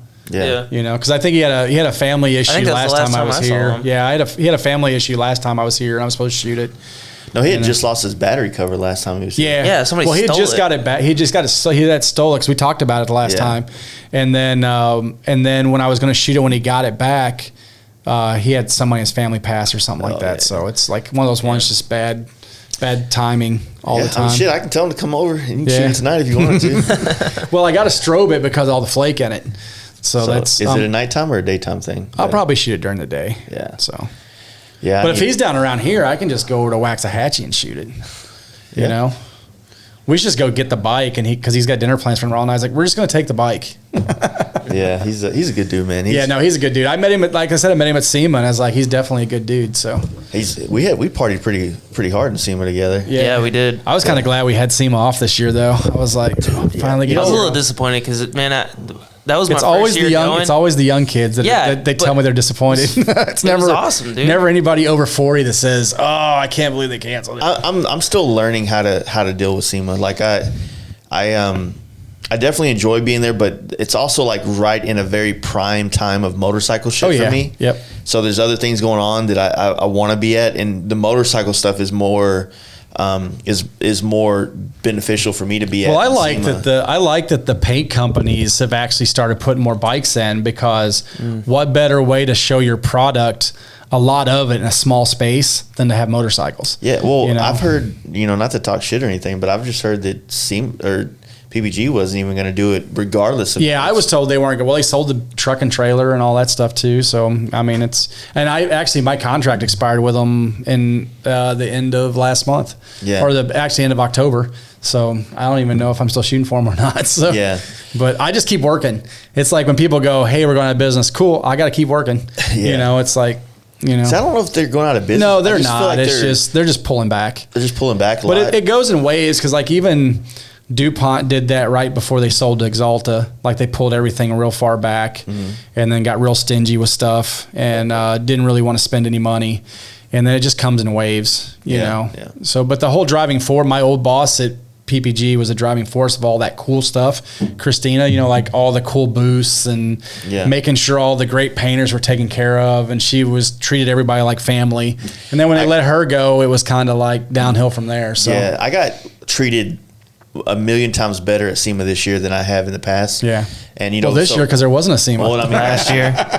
Yeah. But that's the thing, is I think the last SEMA, everybody was probably one of their best ones, even though it was as crowded as it was. Yeah. Like it just seems like a lot more stuff got done, and then, I mean, I hate to, Christina did a great job with PPG and stuff, and it's not fair for the new people that have gotten the job because they haven't had a chance to prove themselves or see what they're going to do for the custom world and all this other stuff if they do anything. But it's so with you just have to wait and find out. Like Sherman Williams, obviously the umbrella company that owns PPG or not PPG, but House Matrix, House of Color, Valspar, all those things. So last year that we were there, they just put everything in one booth, and it made this one massive booth. It was cool because the way they had it set up, because they had. And then when they had famous people in the booth, it was Jesse, like a central spot. Jesse and the Martin, Joe Martin and stuff like that. About that line, trying to get autographs. Yeah, I went to Joe Martin's yesterday. I haven't been there forever. And my buddy Tommy from Houston is their new painter. For real. I've been meaning to reach. I don't have Joe's personal number, but me and Shorty are pretty close. And talked to Joe a million times, man. I need to get him on the podcast, man. Yeah. I know that he's doing him more. and Mandy are such just down to earth people. It's like I think I asked you about having them on the podcast last time. Yeah, I'm actually I'm probably shooting some cars for him next Friday. So drop my name in. I'll see what he says. So now, because I'll go down there and just bring some of the gear. You didn't have. The benefit about coming here to do the podcast is that you get the video aspect. Yep. So like that really helps for YouTube. But we just take the audio out of the board and put it on an audio podcast once we actually release this. But I always forget because I've known Joe for a long time, and a lot of it's mainly, I shot his bikes and stuff, but we always hung out because of cars because he has his eye for cars. I think his cars are better than his motorcycles, It's tough, man, because his style of cars was kind of like that early resto mod era. Yeah. But I think a lot of it came around, it's like, I think he was one of the influencers in that. But I always forget how good his metal work was. I was at the shop yesterday and we're looking at I think like 5640s building on, and he did some inner fender panels, and then he did a lip on all, because like where the chassis comes, the control arms are, it has to move. So there's that. Usually people just cut a square to make room, and like he like edged all that stuff, and it's like, this is a truck they're leaving patinaed. Like it's going to be a patinaed truck, but have fender covers on the inside and a nice interior. But it's like he could have easily just, this is going to be black. I'm going to do this. But Joe just, when it comes to metal work, he's really great at it. Yeah. Like if you just look at some of his bikes he did in bare metal, like you look at some, you'll think the bike was fiberglass. And you'll see pictures of it in bare metal and you're like, ugh. Even some of the early days of the baggers that he started doing, like before the wheels got ridiculous. Well, that one he did for Shorty, nice. the one with like that crazy fairing, I shot it in bare metal and it was, that one looked better in bare metal. Yeah. I know. He's always, I think that my love for purple comes from always admiring his paintwork. Oh yeah. So he uses purple better than anybody does. Yeah. And everything I own always has a purple in it. He did a great bagger a few years ago I shot, and I don't think Hot Bike might have ran it, but it was black with green flames. I remember that one. And it was just like, it wasn't big wheels and stuff. It was just a super clean hot rod style bike. And it was, like, even when I go to Parowitz did a road glide or something. It's been done for a while, but it's got his flames and all the flames are gold leafed. Right now, I would say the last couple of months in the bike industry, like the flames have like hit hard on a comeback. Yeah. And I've been getting requests for flames like a motherfucker. Yeah. And I'm always bad because like I got to help judge the Parowitz paint show one year and all that stuff and do that. And it's like, as much as I love crazy paint jobs, sometimes people just pull it back just a little bit. Yeah. I'm a huge fan of just solid, weird colors right now. Yeah. Well, that's a cool hot rod theme thing, because that's like there's so many great colors out now, like even browns from like Lexus and stuff like that. It's like there's so many good colors that can stand on their own, but they don't make a good base for graphics. Right. You know, because I mean, as I don't want to sound old, but like just your solid neutral colors or a solid good dark color with flake or a flake white with some graphics my bike on. out. Yeah. It's just fuchsia. Nice. Awesome. But see, that's the thing is, unless you're doing like some 80s checkerboard graphics, you don't really graphic that fuchsia metal flake. You know, I mean, it just stands on its own. Yeah. You know? And then I got a brown seat. What was it? To what was the one with was that Paint Huffers? Were they the ones that had Dog Pecker Pink, or was that Dogpecker Pink? who was the popular one before Paint Huffer? That was the name Roth. of Little Daddy Roth. I think it was Dog Pecker Pink was their pink. Dogpecker Pink. Yeah, I think that was the name of their pink flake. Wow, that's awesome. Yeah. Yeah, I don't feel like my Champagne Daddy flake is a cool enough name. Yeah. Well, we talked about it last time I was here when Jeremy did that flesh color on Jetty's helmet. Yeah. Like when I looked at it, I was like, that's the ugliest color I've ever seen. And by the time I seen him, I was like, I like that color. Yeah. But that's a good base color. Mm-hmm. You don't want your whole helmet because it looked like you're just like the tip of a penis. Have you seen, Jesse, have you seen that lowrider that Cut Rate just built for Harley? It's like this pinkish salmon color. Yeah. Dude, fucking love this bike. Awesome. Dude. What, it's on a bike or? Yeah. This dude's like my spirit animal for bikes. Nice. Bike builders. His style is just like, I'm going to do me. Who the fuck? Oh. First thing I pop up, it's someone watching. It's like my face. It's weird. Better yours than mine. Yeah. No, yours is better. That's why I have all this beard, to hide what I really look like. There's a picture of me from the race this weekend because there's all race photos. I saw that. I forgot you had weight on you. And Or with the Gene Winfield picture. Oh no, I was talking about from the race this weekend. The picture I'm jumping and then my beard's like over here like this in the background. And it's like it almost makes you notice that I'm not getting ready to case that jump. Yeah. It's like I'm getting ready to hit it way too early. Come on, where you at? So he did his version of a modern that's rad FX, and it's a simple bike, man. Yeah. But it's a brand new Lowrider S, and you see how he made all this shit to make it look like it came out in '91. It's called. You know whose bike I didn't think I was gonna like, and then when I saw it, is that one Hoffman did. Which one? The blue one? Yeah, the long blue one. Yeah, the long one. Yeah, I shot a couple of pictures. Yeah, I didn't think I was gonna like that bike, and then when I saw it done, I was like, that's pretty cool. I want to shoot that one. I want to see how he looks riding it. Yeah. Because it's fucking out there, dude. Those pictures Jeremy's posting, those carbon parts that he just candied for that bike he's putting together, I can't wait. I want to shoot that one too. That's the good thing with like anything Jeremy paints, I'm expected to shoot it, so I get to shoot it. That's like good guys. Like when I was under contract with PPG, there'd be all these great cars for like Sherwin or something like that. I wouldn't normally get to shoot them because, I mean, I could shoot them for a magazine. That didn't affect my contract. But if like the owner wanted me to shoot it and I gave them the pictures, they couldn't share it with the paint company. But now that I'm under contract, I can shoot whatever I want to. But that was a good thing with good guys is I'd go to the show and I'd be like, the car I really want to shoot would win something, so I get to shoot that car. So it's like it's a loophole almost. And then somebody's paying me to do it, so it's like I'm not just doing it because I like it, you know. So yeah, and so like I said, I don't really know how that would work with motorcycles because there's you know, like if you go to SEMA, maybe you can get full throttle to cut you a check for shooting things on full throttle, but then or not SEMA, Sturgis. Yep. But then I'm like, well, fuck, man, I wanted to come here and party. Yeah. You know what I mean? Well, that's the thing why they should hire me, because I don't want to party. I just want to shoot bikes. So just bring me to shoot bikes and everybody can party. I just want to be the guy out there drunk as fuck trying to get candids and shit. Like, it's all blurry. Yeah. It's art, man. Yeah, I know the last year I went to I hated going to Daytona, though, to shoot. Yeah. Because I went, and the one year I went, I found a closed dealership and just had everybody meet me at the dealership, and I shot in front of garage doors the whole time I was there. So like all my stuff kind of looked the same, which most people's stuff in Daytona looks the same because it's shot on the intercoastal with the bridge in the background. Like everybody takes that same picture. But that's what's cool with when I work for good guys is if I'm going a certain direction and the car's that way, I don't have to shoot at the show. I can go to that guy's spot and find some cool place to shoot Find something it. cool, yeah. Yeah, because they're actually on the newsstand now with their magazine, The Gazette. So I thought you said it used to be a private publication, right? Yeah, well, you had to be a member to get the magazine, you know, of good guys. And now, starting this year, they put it on the newsstand. Whereas all the other really good car magazines are all subscription-based now. You know, like you can't find them on the newsstand. They're subscription-based. But Good Guys Gazette, you can find on the newsstand. I think they're doing, they even got into Pilot and Flying J, like how they have those magazine racks. So I think they're into those now, too, so. See, that's what we were kind of talking about earlier, but with like some of the new motorcycle-centric magazines, like I think Meta was one of them. Yeah.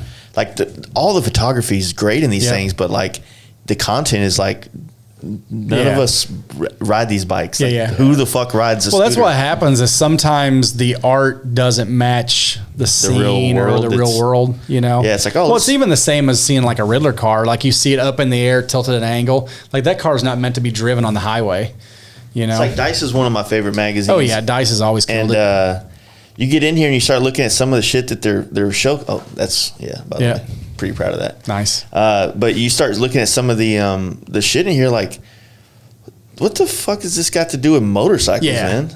Well, that's the thing is sometimes there's a scooter gang in one of these things. I'm trying to find it. Yeah, well, that's the thing is sometimes you go too far in the art that you can't even see the motorcycle. Oh yeah, it's kind of like watching a commercial and you don't know what it's for.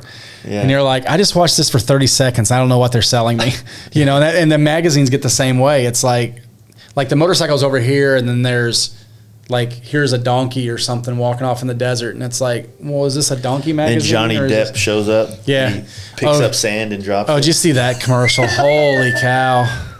I feel like I just saw it last night. I think a football game they played it. Yeah, it's like, I saw it for the first time like a couple weeks ago. So they must be having it on heavy rotation now or something. Dude, like there's one part where he picks up the sand too and throws it, and it's like lands on him. I'm like, well, now you got sand in your. I think he dug and it went right over right into it, and it's supposed to go over his shoulder, but it's like all on him. Yeah, and they aired it. It's just like fuck it, run with it. Yeah, we had Johnny Depp, and someone probably got paid like $4 million to make that commercial. Yeah, you know that's crazy. Yeah, R.I.P. Yeah, that's crazy. I don't know. Do you ever look at the film world at all and like, man, that'd be fun to make that type of shit? A lot of times I'll look at the film. Oh, you mean film like taking pictures film? No. Oh, like movie creating documentary type things, commercial type things, like anything a little bit above what we do on YouTube. Yeah, I look at it, but then sometimes I look at it and I just feel like it's pretentious. You know, like it's like I watched one the other day. I really don't know what that word means. Yeah. I was hoping I could say it and people would think I thought I knew what I was saying. I think I have a roundabout idea what it means, but as far as a for sure definition. It means that when you look at it, just kind of makes you roll your eyes and go, ugh. It's like egotistical. They're doing it for their own purposes. Because they say like their, Texans call Dallas pretentious. Yeah. That's our thing. Like Austin's weird, Houston's hood, Dallas is pretentious. Yeah. So it's just an egotistical thing. Yeah. Like So they're full of themselves. Well, that's the thing is I think it comes back down to that whole, like you do it more for the art than the subject, you know, and it's. You know what I like? The reason why I really want to get into video is the same reason why like we try to host all these events and we try to. Yeah. I love it when I love what I do and I love the world that I live in that I kind of created. Yeah. And when you show people this shit's rad and they start doing it, and they're like, "Yeah, dude, you're right. This shit was badass." Well, that's the thing. I guess the better word for them pretentious would be to say stuffy. Like it just seems way too serious for what you're showing. You know, because like someone's showing a bag truck or a crazy painted motorcycle, and it's just like this super cinematic music, and it's like la la la la, and it's like. Yeah. See, that's what I'm saying. I want the cinematic quality.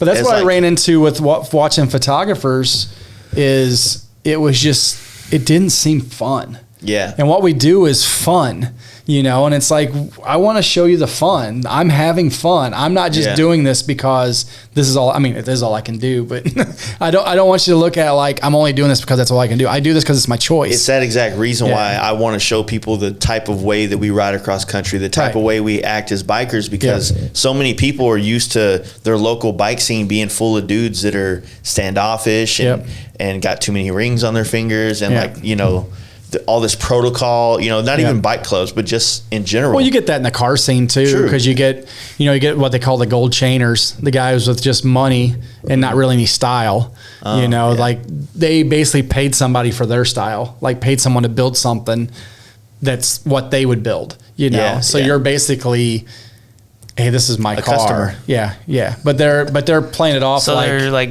the big wheel bagger guys.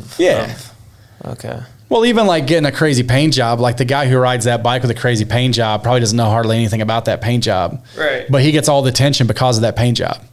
You know? Yeah, well, I think that was probably the thing. I think nowadays, like, it's probably different with social media and stuff because it definitely is. I mean, like, I got a buddy now that like keeps sending me how many followers he's been getting since I've been posting his pictures. Yeah. You know, like, and it's one of those things like, like now you know. Well, that's my hard part is I hate promoting myself. Yeah. Like it seems like every photographer I know that in the automotive scene lately, I get a sponsored post from them on Instagram. Yeah. And I'm like, I've never sponsored anything. I don't want to do that either, man. But it's like, because I don't have anything to sell anybody. Like, and then also too, why is it so bad that they're trying to promote them to me that does the same thing they do? Well, I don't think that they're doing. I think it's just because I'm into cars. You know. Yeah, it's like it's picking like people that are in the demographic that they choose. Have you ever looked at like sponsoring a post? No. It asks you a lot of questions. So basically, you're describing. You yourself, can pick the age groups, and all of a sudden you just sponsored all your friends that already know who the fuck you are. Yeah.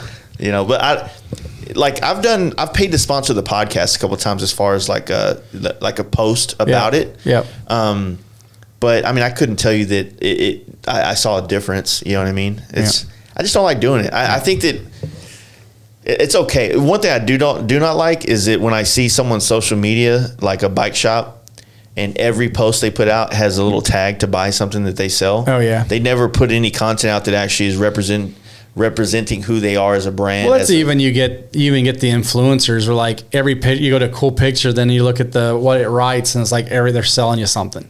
Yeah. And that's the same. That's what I hate most about people stealing my photos is like, even if they credit me on it, it's like, you got to go way down on this post. That's this long. Oh, here I am down here. But over here, it's like, follow this person. Hey, buy this, do this. And I'm like, well, back in the day, if a company would have taken my photo and printed it and tried to sell something without paying me for it, I could sue them. But you can't sue those people. You know, they're doing the exact same thing because they're making themselves a company. They're trying to make profit off of something they didn't do. Yeah. And I don't think people and today's generation just don't understand that.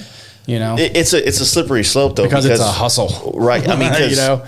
Right now, like especially hashtags was the original way how you could really get exposure on your images. And now your hashtags don't work because of the election. Exactly. And election's over, and they still haven't loosened the hashtags. Everything's still fake news though right now. Yeah. So with that going on, like now it's kind of you rely on repost pages, like people that repost, like whether it's a car company, a photography company, or whatever, to get your image to massive people. You know, but it does suck whenever, you know, you get a repost from it's like the higher the followers that I get from a repost page, the less likes I get out of it. Like I get people with 500,000 followers, and then they'll repost my image and it gets 30 likes, and I'm like, damn, how many of those you buy? Well, I get the same thing. Like there'll be pages with like 1 million people on it, and they'll post one of my images, and I get like no followers when they post it, and I'm like, so what are those 1 million followers really doing? I should have at least got one. I should have at least got one. Yeah. You know. Yeah, I know what you mean, man. It's a weird one. Like, but I don't want those followers anyway. For the most part, I want car people. You know. Yeah, and the same thing. Like, I've been kind of in a weird place with that page that I got for photography. Is like, man, like it's so easy to post these pictures and lean towards the bike world, because as soon as I post a picture of my wife or a model, it's gonna fall flat on its face because my audience is all bikes, just like my actual. Well, you'd be pages. surprised. So I mean. It's weird. Well, I did take a picture of our buddy Larry with his shirt out, belly button up at Sturgis, and it didn't go that far. Yeah, I loved the photo. It probably got reported. Photo. Yeah, that photo. I might have reported it. Nudity. This is disturbing. I need to report this. No, but that stuff is. I mean, like I said, I think it in the same way. Like I'm like you when it comes to photography, just creating things and trying to bring people together. Like I don't know how to do it and make money, and I kind of don't want to. No, I mean, you just need to. The hard part is just finding your style. Yeah, because it's so hard. Because like everything's pretty much been done, you know. But the cool thing, and then to do stuff that hasn't been done, you need to be really good at digital, you know. So that's the thing. Is like I have stuff in my head. Like I'd love to shoot a car on the moon, but then like people post pictures of a car on the moon. Like, well, it was never there. They're just good at Photoshop, you know. Yeah.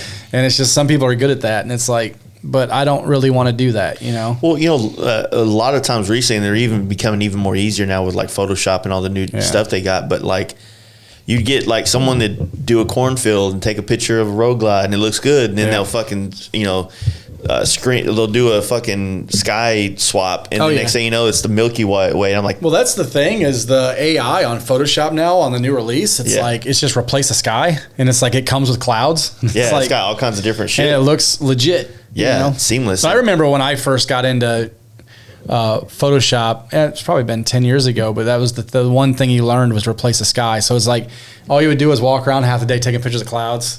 And like, oh, this sunset's nice. And then you'd use it in some other picture later. And then they go back and look at those pictures 5 years later and you're like, ugh, none of that light matches. None of it matches. Yeah. So it's, so that those get, and I think it got blown out just because of all the people out there trying to do the Milky Way shots. Yeah. And I've watched videos of how they capture those. They'll shoot those like you're doing with yours. Like you'll set up the thing, you'll get that shed. Yeah. And then you'll that way you have it all exposed in the light, and then you'll come back and wait for that stars, then you'll do it again and mesh. Well, it's funny because every time stuff like that gets popular, my wife's like, why don't you do some of that? And I'm like, because everybody else is doing it. Like, how do you even sell that shit though? Yeah. Well, if you're in like, all that stuff's I don't even know if it gets sold, but like all the adventure companies use that stuff, you know, and it's just not really my market, but it's like no one in the hot rod industry is really using that, you know, I mean, but there's a lot of cool car pictures like that where it's like, you know, because it'll have that nice black sheen to everything, like it'll be a black car with a black road and a black sky with perfect, and it's like, yeah, that's just all CGI'd. It's not, you know, that didn't actually happen. And there's just a lot of that, you know. Have you had any like desire to shoot other things other than the cars and stuff lately, or just cars and people? Things? Yeah, and it's just the people who build stuff. It's like, but I'm lucky enough that I have enough work that I don't have to shoot other stuff. That's the thing is I shoot what I want to shoot, you know. And it's like, and if I won the lottery, I'd probably do the exact same thing, live in the same van I live in. I'd shoot the exact same camera I shoot. And but I just wouldn't have to charge people, and it'd be great. I'd just basically do the same thing I'm now. I'm like, I'm gonna go to this shop, I'm gonna go to this shop, I want to shoot this, I want to shoot that. And then I joked with somebody, if I'd have won the lottery that was like almost $1 billion, they'd be like, how much is it to close this road? I want to shoot a car here. like they always do that commercial shooting on the bridge outside of Dallas, like they'll shut that bridge down, let people shoot on it. And it's like, I'd be like, oh yeah, we're gonna close this bridge today. But that's all the cool stuff, the old car stuff, is they used to buy permits in LA to shut down pieces of road to shoot cars and drag cars on the 405. I wonder what it costs to shut down the Aqueduct Bridge in Dallas. Probably be expensive. Like nobody uses it. I know that one with all the stanchions and stuff on. I know like Nissan or somebody closed it down for like an early morning photo shoot, commercial shoot for one of their ads or something not too long ago. Yeah. But I guarantee it ain't cheap. I love riding around Dallas in the nighttime because Dallas is one of the most beautiful towns at night. Yeah, that and Pittsburgh. Like if you ever get a chance to go to Pittsburgh and you go through the tunnel and into the town of Pittsburgh, even going into Vegas at night. Yeah, Vegas. You come up over the hill. There's no lights, and all of a sudden it's like whoa. Yeah, I think that's why you came in. I was telling you, like, watch, wait, no, next hill. This hill. And the only thing that sucks about it is if you come through at night, you miss that amazing view of going up the hill coming from the dam. Yeah. Like you miss all that. So there's a picture. That picture. Yep. That's at Lake Dry. It's like a dry lake there. Oh yeah. Where they shoot all the cars. Is that where it's at? Oh yeah, it's. I've ridden by the thing a million fucking times. I'm like, I didn't even know it was here. Yeah. So now I'm like waiting to go back there so we can do a photo shoot. Yeah. It's gonna be high noon. It's gonna be the worst time. High noon. That was actually then when they shot that. So I shoot so much stuff at high noon, and people were like, "Oh, was that sunset?" I was like, "No, I shot that at like 12:03." Yeah. Because you basically, as a commercial photographer, shoots cars and motorcycles. A lot of times you just can't say, all right, 5:45, we're shooting here. It's like you show up to a big company and they're like, we're open from 9 to 3. Yeah. So you have from 9 to 3 to shoot this stuff. So like last night, so I worked yesterday here and I'm like, all right, I want to get off. I want to be done here by 3:30. I want to go home, get on my bike, get on my camera shit. And I got an area I want to go scout to shoot. Yep.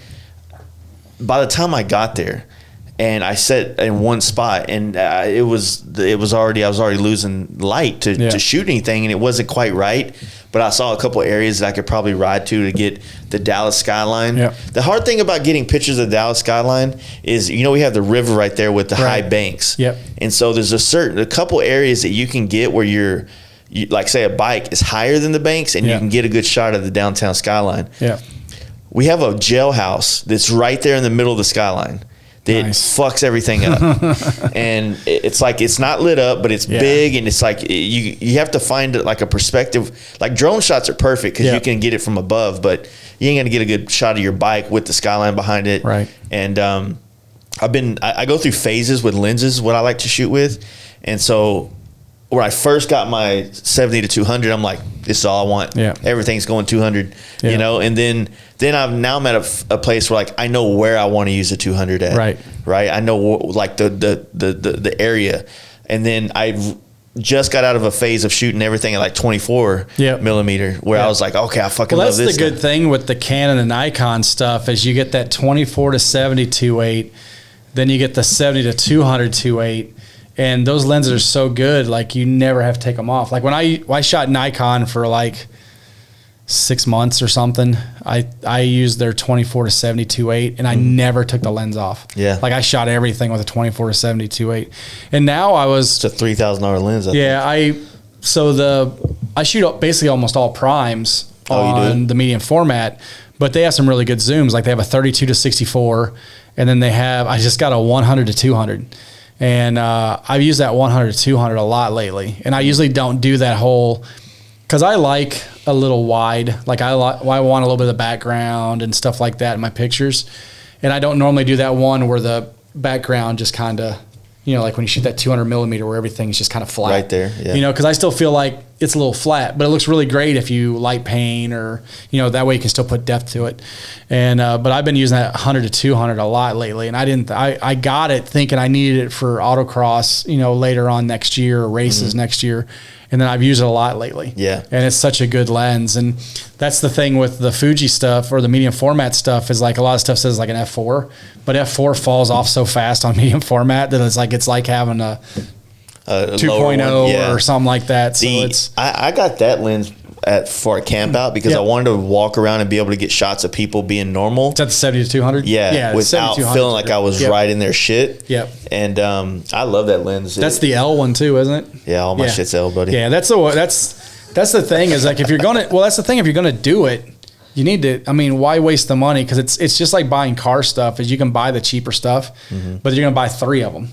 So I bought all these lenses, even that I bought that 50 mil that's in the box, and I just put it on fucking Facebook because I bought it and I shot it once. I just don't shoot. My camera guy that's in Indianapolis now that used to work at that shop in Nashville, right before I sold all my Nikon stuff, he hooked me up with one of the new Tamron lenses, and it's crazy how they're still expensive, but they're half the money of the Canon and Nikon stuff, and it's like even that stuff.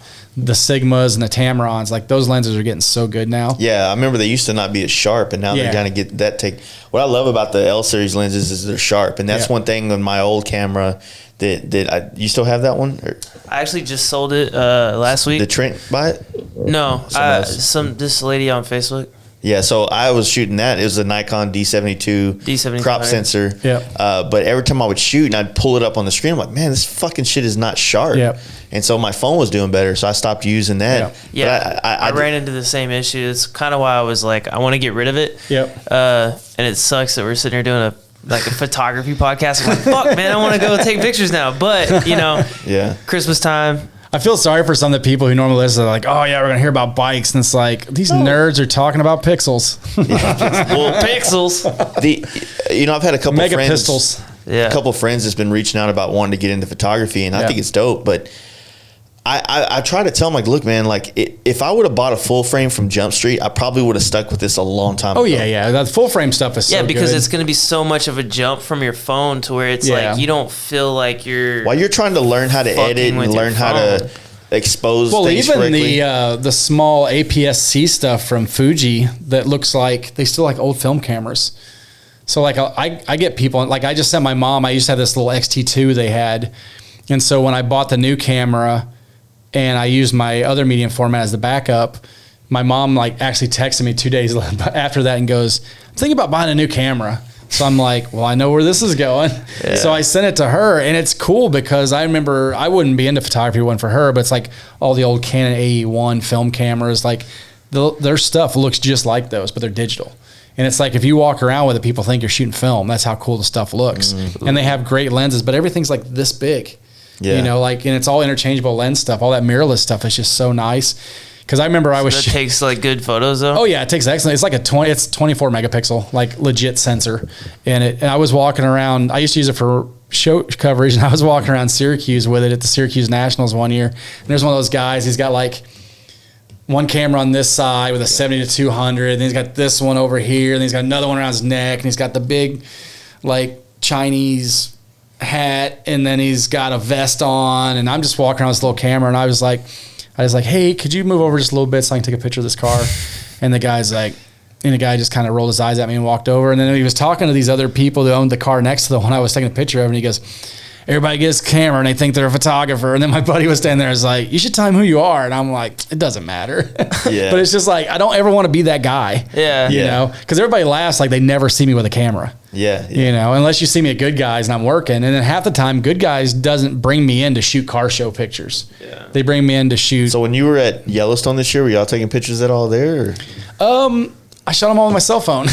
Dude, when we rode through there, anytime there's a wild animal close to the road, the lenses that get pulled out of people's cars is like that fucking gun on the first Batman. Oh, well, we had one. We went out to where there's like the campgrounds, not where Old Faithful is, but that next little area where there's the campground and there's like a little restaurants and stuff. And then you turn right and there's the two falls there. But we turned right there and all of a sudden traffic's a dead stop and there's a herd of elk there. And it's like people are out there with like cannons. Yeah. Like just massive lenses. And I'm like, I don't even have. You know what's crazy? So they're all lined up on the road and they were pulling those lenses. Like, how the fuck are you getting a good shot? Yeah. Like, how can you just hanging out the window or standing on top of your car with this fucking. Oh, I know. It's crazy. But that's the thing is people buy that stuff and still take snapshots. You know, I mean, that's the crazy part. Like, that's what I think. See, and I think that's an issue that I had too. Is it's like I got a camera I also just was like taking pictures of my bike like I would take it with a cell phone, and like of people like I would take it with a cell phone. But I do believe that everybody should take pictures because everybody sees everything different. Yeah, it's cool. And everybody should have memories. Yeah. You know. So what would you say to somebody who like, say they listen to this podcast and they've been thinking for a minute about getting into photography, like what camera should they start with? Like, well, you want to buy the best you can afford, but the thing is you want lenses. Yeah. You know, I mean, the bodies are interchangeable. You know, like they age. You know, and the lenses are pretty solid. But the lens is solid, and to get like your L glass or my medium format glass for my Fuji, you're spending a couple grand, unless you can get it used. Yeah. You know, and there is a really good used market for lenses. You know, but then you have to worry about did someone drop it before they sold it to you and stuff like that. So And I always recommend. I bought that one used. Yeah, so. I bought. B&H, the big deal that I always try to buy from brick and mortar, and they actually do have a brick and mortar. Yeah, in New York, I think. Yeah. Them and Adorama are both in New York City, and they're not too far away from each other. But they had an open box on the 32 to 64 that I bought, and so that was like $3,000 at the time, and they had it for like $1,700, and I was like, wow, that's a good open box. I was like $40 off, and it was just a demo from on the floor, and then of course Fuji full warranties at the demos. Yeah. So I just I had to call my buddy Nick, and I'm like, hey, just so you know, I'm going to buy this lens and not buy it from you. And I was like, he goes, I don't blame you. I'd buy it. Well, at first I asked him, I was like, hey, this lens for $1,700, is that a good deal? Mm-hmm. And he goes, and I think the cheapest at the time he get it for me was like $2,200 or something like that. And he's like, yeah, dude, I'd buy it. You see, what I ran into, because when I bought the 6D Mark II, just being a full frame camera, it had an EF mount. So I started buying EF mount lenses. Yep. That's the only thing I've ever had against Canon, which I've never shot Canon.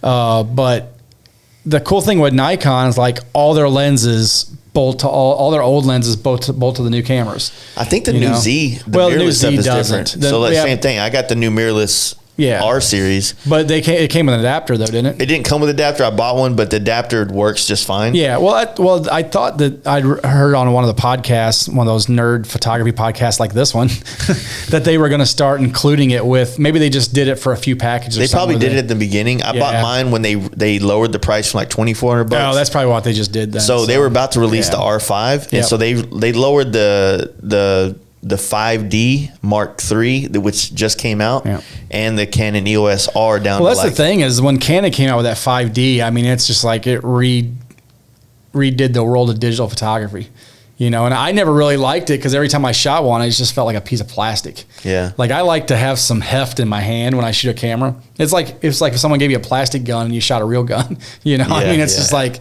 See, I was on the fence because I had enough money to buy a used 1DX Mark II, which is their flagship camera, or the EOS R. Well, that's what's tough too is like you don't know if this is what you want to do, and it's like you want to make. For me, it's easier because I do know that it helps do everything I'm doing. Well, but so if you're just dipping your toes in the water, wanting to see about doing this shit, then it would be hard. Like that's why I think that 6D Mark II is a great camera because you can find it on the used market with the lens for about $1,000. Yeah, that's the thing. And then the kit lenses are getting better now too. Yeah. And it's like I know that Nikon at one time had a 80 to 200 or something like that that they had, and it was less than $1,000.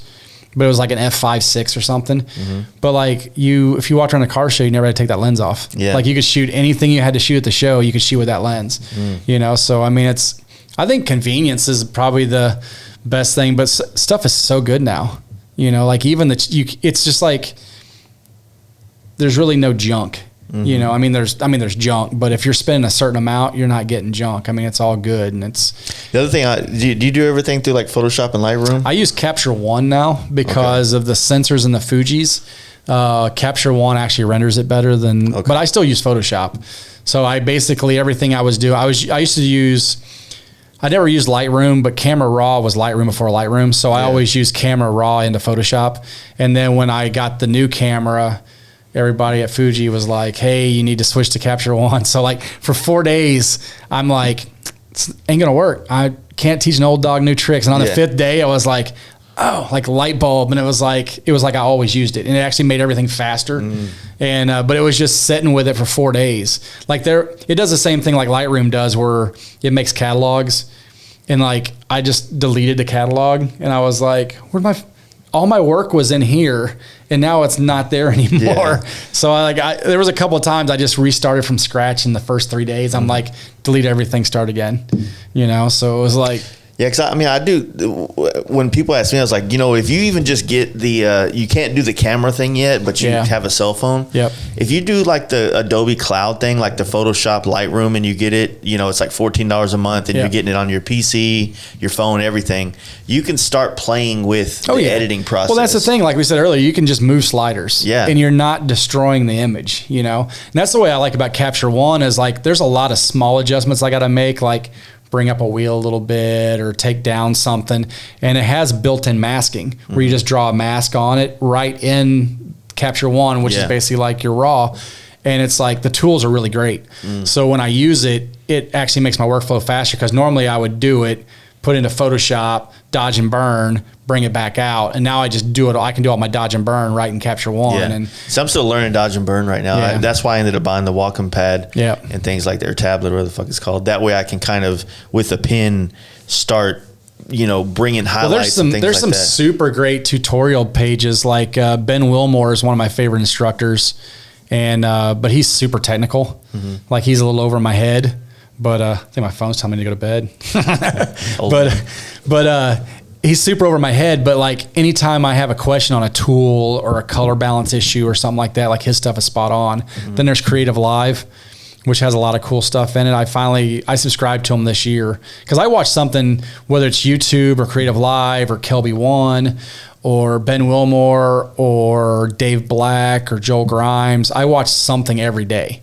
And it's like, even if it has nothing to do with what I do, I finally stopped watching a lot of the landscape stuff because it's all, hey, get an ND filter and, and I'm just like, this. Well, that's what I do too, man. Even if I'm not physically watching it, but the TV running and watching these different pages that are I fell asleep on Creative Live last night. I'm laying in bed listening to a lady talk about how to get more YouTube followers. And I'm just like, and basically it's like, you got to find your niche and do something nobody else is doing and show what you're doing. I'm like, oh, I'm doing all that stuff. I'm going to sleep now. So it's like, I get roped up into those, like how to grow your Instagram organically. And it's like, I'm already doing all that shit. I went down that when I first got on the YouTube channel. It's only been within a month that I started doing it. I mean, I've been on there forever, but I just started making videos like in the last month. And so like, I started like, oh, what podcasts are there for YouTube? And I was like, and then you realize like, oh, these are just commercials to sell you a tube buddy or something like that. It's like, they're not even really telling you something. Yeah. And well, the YouTube stuff is, like I said, what happens is when you start looking at all the ways to grow your YouTube, you end up doing the same things everybody's doing. And so everybody's like doing the thumbnail the same way. Yeah. Everybody's doing the intro after this and they're... Well, the bad thing is a lot of it teaches you. So like I'm into cars and motorcycles and all that stuff. And that's what I want to show you, and photography. But a lot of the stuff's geared toward see what hashtags are trending and make a video of that. Like that's not even. Well, one thing I also learned, I was listening to another photographer talk to me. I don't remember who it was, but it was this year, and he was like, "Think about how lucky you are that you are into photography and you have content to shoot." Yep. Like how many dudes are out there walking around looking at flower beds and fucking ladybugs and trying to do macro. Well, that's like everybody there for a while. The hot thing was that 365 project. Take a picture every day, which is cool. Until you get halfway through and you're like, it becomes a chore because you have to take a picture every day. So you're just mailing it in, I would much rather see someone do Project 52 and take one really great photo a week. Yeah. I mean, it makes more sense. It's like, you shouldn't be taking a picture just because I have to take a picture. I'm a firm believer in the whole concept of putting 10,000 hours into stuff. Yeah. And I think it also applies to, put 100,000 clicks, on a camera. Well, that's even the same thing when I'll show up to do a shoot and then somebody's like, hey, can I tag along and watch? I'm like, you're probably not going to learn anything. Yeah. I'm like, because I'll go set lights up and half the time I'm looking down the side of the car, see if I can see my light stand and my light in the reflection, because then you're going to have a hot spot. And then, I've got 20 years of lighting cars. So when half the time I set my stuff up, I might have done it with you that one night. I set stuff up and take a picture and I'm like, got it. Just as a joke, it's like, because you've done it so many times, like, where to start for f-stop and shutter speed and all that stuff, or how the light is. And because a lot of times they'll be pro photographers. They'll go and they'll be doing tutorials and they'll tape over their over the back of their screen and go, oh yeah, we're gonna have a contest so you can do this. Like, but if you've been doing it for 20 years, you really don't need the screen. You know, you'll be there. Yeah. You know, so. Yeah, that's the thing. Trying to figure it out. You know, it's fun, man. Like also, but it's still a side gig for me. So it's like, you know, you're trying to wake up, and what I end up doing is like I'm here working, wanting to go shoot, and then I go shoot, and then it's dark, and then I don't really have anything to shoot after dark, and then so I go home and I lay in bed, watch YouTube videos, and I'm like stoked because I'm gonna go shoot tomorrow after work, and then it's like this perpetual. My wife cycle. laughs at me because I'll watch whatever the new cool TV series is, even if I don't like it, because of color grading. Like you'll just look at the way the tones and the lighting and all that stuff, because everything's lit in the video. So like if you're seeing it, it looks like one of our photos, but it's video. It's like someone spent a lot of time lighting this, you know, and it's like that's what I like to see, because I actually, when I was 13, I helped at a post-production facility till I was 20 and helped hang lights and do lighting and, you know, and do cyc wall stuff and everything like that. So that's how I got into liking lighting and got taught how to see light, you know. And I'm actually still trying to get lighting figured out in here. It's like I love the red lights for just the way it feels like when we're sitting here talking, but I don't really feel like it does much of anything for the cameras. You know what I mean? If you like it's not I haven't finished setting up the room so that everything feels like that YouTube studio. Like one day I'll get the little plaque that says you'll just get like little 1,000 followers, little side thing here with like ring lights around the microphone, so you just have like a ring light with circle eyes and but no, like I need to get a couple more of those to bring like a light. Well, what you probably want to do is get light in here where you can dim those top ones. So I have that. So I mean, we could take it down, but then but then you lose it for the video, you know, a little bit. But that's what I'm saying is if you can get a little bit softer light, like a big, like even if you hung a big softbox across the top, you know, then that makes maybe, sense. you know, but then you'd still need to reflect it into the face, you know. Just mirror the table so it's like a big glass. But yeah, I thought about putting like having some of those type of lights that kind of hung down from the ceiling and would. Because I don't want a harsh light from top, but maybe get it low enough to where it's almost hitting here. Oh yeah, you don't want it straight in. You just want, because you don't want to be in someone's face anyway. Yeah. So that's why, like usually like that, just for the sake, I can stick it right there in between that crack. Lay it sideways. Well, those light sticks work really great. You know, because I've used them all the time where I just need it. Like if I'm trying to shoot a wheel, I won't even strobe it. I'll just hold it up and I'll set my shutter where I want it. And I'll take it because I can just move the light around to where I want it. You know, but again, if the whole reason I light stuff is because of metal flake, and it's like I spent my life trying to make flake look good, so that's why I strobe stuff a lot of times. Is because flake does like harsh light. You know, I don't even use soft boxes and stuff half the time. So. Yeah, even downstairs, like every time I shoot a helmet or a paint job, it's like I'm doing these things.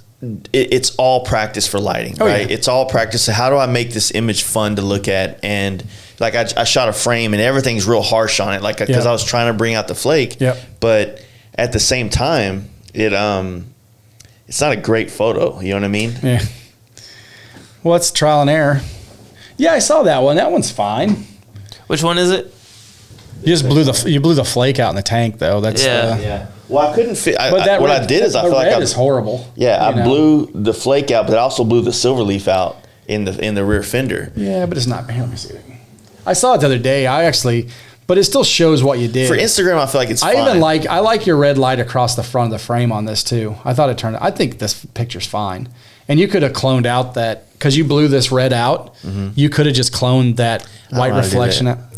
I'm gonna show you one tool you tonight. Give him a crash course. I'm just gonna show you one tool tonight. I'll have you pull that picture up and we'll fix it later. Okay, that's what I mean. It won't be fixed, but I'll show you.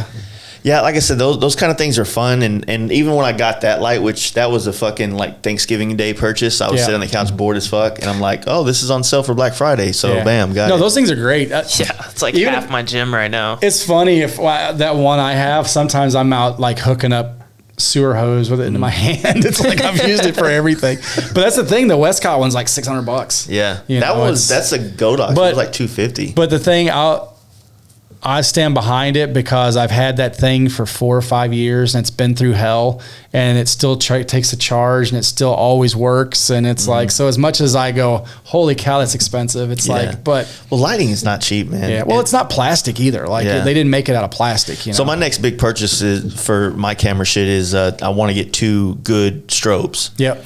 And there's so much good stuff on that. When you get ready to buy stuff, let me know. Yeah, that's in fact, I can probably hook you up with my buddy Nick that works for Robert's Camera, and they have a massively good used department. For real. And you can probably get some stuff. Well, so I looked into like the original, which was like the aperture lighting, but that shit's so fucking expensive. Yeah. Like, well, I shoot pro photo, so it's. In fact, I should show you my new ones. Like when I was here before, they were like this big. Well, now their B10 pluses are this big, and the battery's half the size it was before. They're super light. Yeah, and they're super. But you're also looking at like $2,500 a light. You know. Ouch. But they fire 20 or 200 times a day. Yeah. You know, and I have them forever. Yeah, see, I'm not on your level of professionalism where I'm doing this every day. You can't use that P word around me. You're probably more professional than I am. Oh, definitely not. That's for sure. But no, I've been looking into a couple different ones and getting some advice from people that, like I probably am only going to use them twice a week. Yeah. You know what I mean? Yep. Well, the thing is, too, when you get those lights is you can even use them as studio lights with the model lights, and get a couple nice soft boxes and stuff with them. Because that's the cool thing now is, the lights have gotten expensive and then you can get cheap lights, but all the accessories have gotten cheap. And it's like, I just bought, it's super massive and I don't even use it half the time, but I bought a 1x4 softbox or 2x4 strip from Pro Photo, and it's like this big when it opens up, and it's just like a big massive softbox. So when I'm shooting engines, I can just stick it in the front of the engines. But you can do the exact same thing, and you can once you get strobes, I'll come over and just show you some stuff, and then we'll play with some of my accessories because like you can buy an umbrella, and then you can make it big, like a big light source, or you can bring the umbrella in like. So I have, like I said, on the this thing, I have all the stuff to. Softbox and umbrella for it. Yeah, but I think we're talking different stuff though. This is tiny though. Yeah. Now when you get a legit strobe, we'll play with some stuff. In fact, I should probably just come in one day and you can play with some of my stuff. Yeah. I love playing with your stuff. Zing. Hate it here. Yeah. Well, shit, man. We can wrap it up. We're not gonna do 3 hours a day. That's but fine. We almost did. Oh, it's fine. We did 2 hours and 40 minutes. Oh, sweet. So cool. I could be like on the Joe Rogan when you see it's like a short one. You're like, oh, that guy must have just been selling something. Yeah. I'm the same way. Sometimes like you see those hour 45-minute ones, or you see the 4.5. Speaking of Joe Rogan, man, I saw a fucking ad for Joe Rogan's podcast from Spotify today. Oh yeah, I did too. It blew my fucking mind. I'm like, why the fuck are you advertising for this podcast? Here's my problem with the Spotify podcast. It's the video.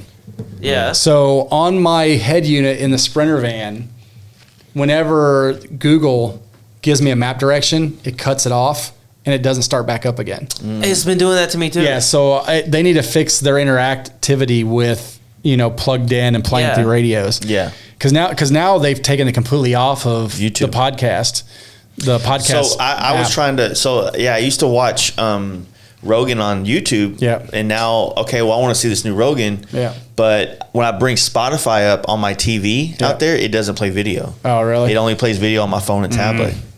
That's silly. Yeah, so they kind of played themselves. Yeah. But I think that Rogan's podcast and maybe another person's is all, they're trying to open up the video format podcast for No, I channel. totally get it because it is nice. Like if you want to sit and watch it, it's kind of cool. Yeah. It'd be cool to have it up on the screen while you're listening to it. And like because when you pull stuff up, you like to see what they're pulling up. Yeah, so like if I'm working right now and then they say, I've been listening to this thing audio form for the whole time, and they say, all right, so check it, that photo right there. And then I'm like, oh, okay. Yeah, because how many times are you like listening to do it on the podcast and you just start Googling it? You're like, I do that a lot. My wife we would drive down the road and listen to it because I listen to it when I drive because there's 3.5 hour, 4 hour podcasts. Yeah. And it's like, oh, this is like tank of gas. This will get me from here to my next stop. Here to my next stop. So it's one of those ones where I like those long ones. And it's like, and to be honest with you, there's not a ton of really good podcast that you can listen to for 3 hours. Yeah, and that's why, you know, Joe Rogan's like, he kind of comes in clutch with that whole thing. But then it's like, even when you get tired of that, now I just moved on to like audiobooks and shit. Yeah. You know, so I listen to books a lot lately. I did the... I've listened to 30 audiobooks. Good. Well, that's what I was going to tell you a while ago, too, when you were saying you're not quite sure what you want to do.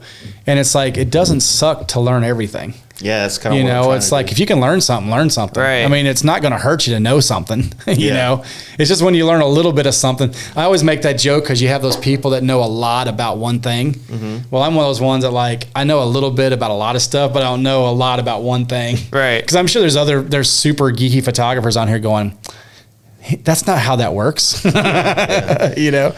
We're actually in works right now. I'm trying to put together a show for Texas-based motorcycle photographers. Oh, cool. Where basically I'm going to get all the photographers that myself, the Tim O'Keefe dude, and then the guys he knows and the guys that I know. Yeah. And like do a show / party where it's like we're going to have, I think the way we were talking about doing is having 5 categories or 4 categories, nice. Like bikes, the lifestyle models, like, you know, riding. So it's like, all right, everybody puts a couple photos in each category. We'll group them on the wall. Nice. And then everybody can kind of sell merch or prints or whatever. But then there's beer. There's a couple rad bikes in there. Awesome. And just kind of like a way to, you know, now that I've been kind of pushing into the photography thing, I in this space of the motorcycle world, everybody's stoked when the photographers go on the ride with them. Yeah. Everybody's stoked when there's a photographer at the stunt lot. Yeah. Everybody's stoked when the photographer's walking around giddy up with a camera. Yeah. Well, I saw it at the mountain bike race this weekend. It's like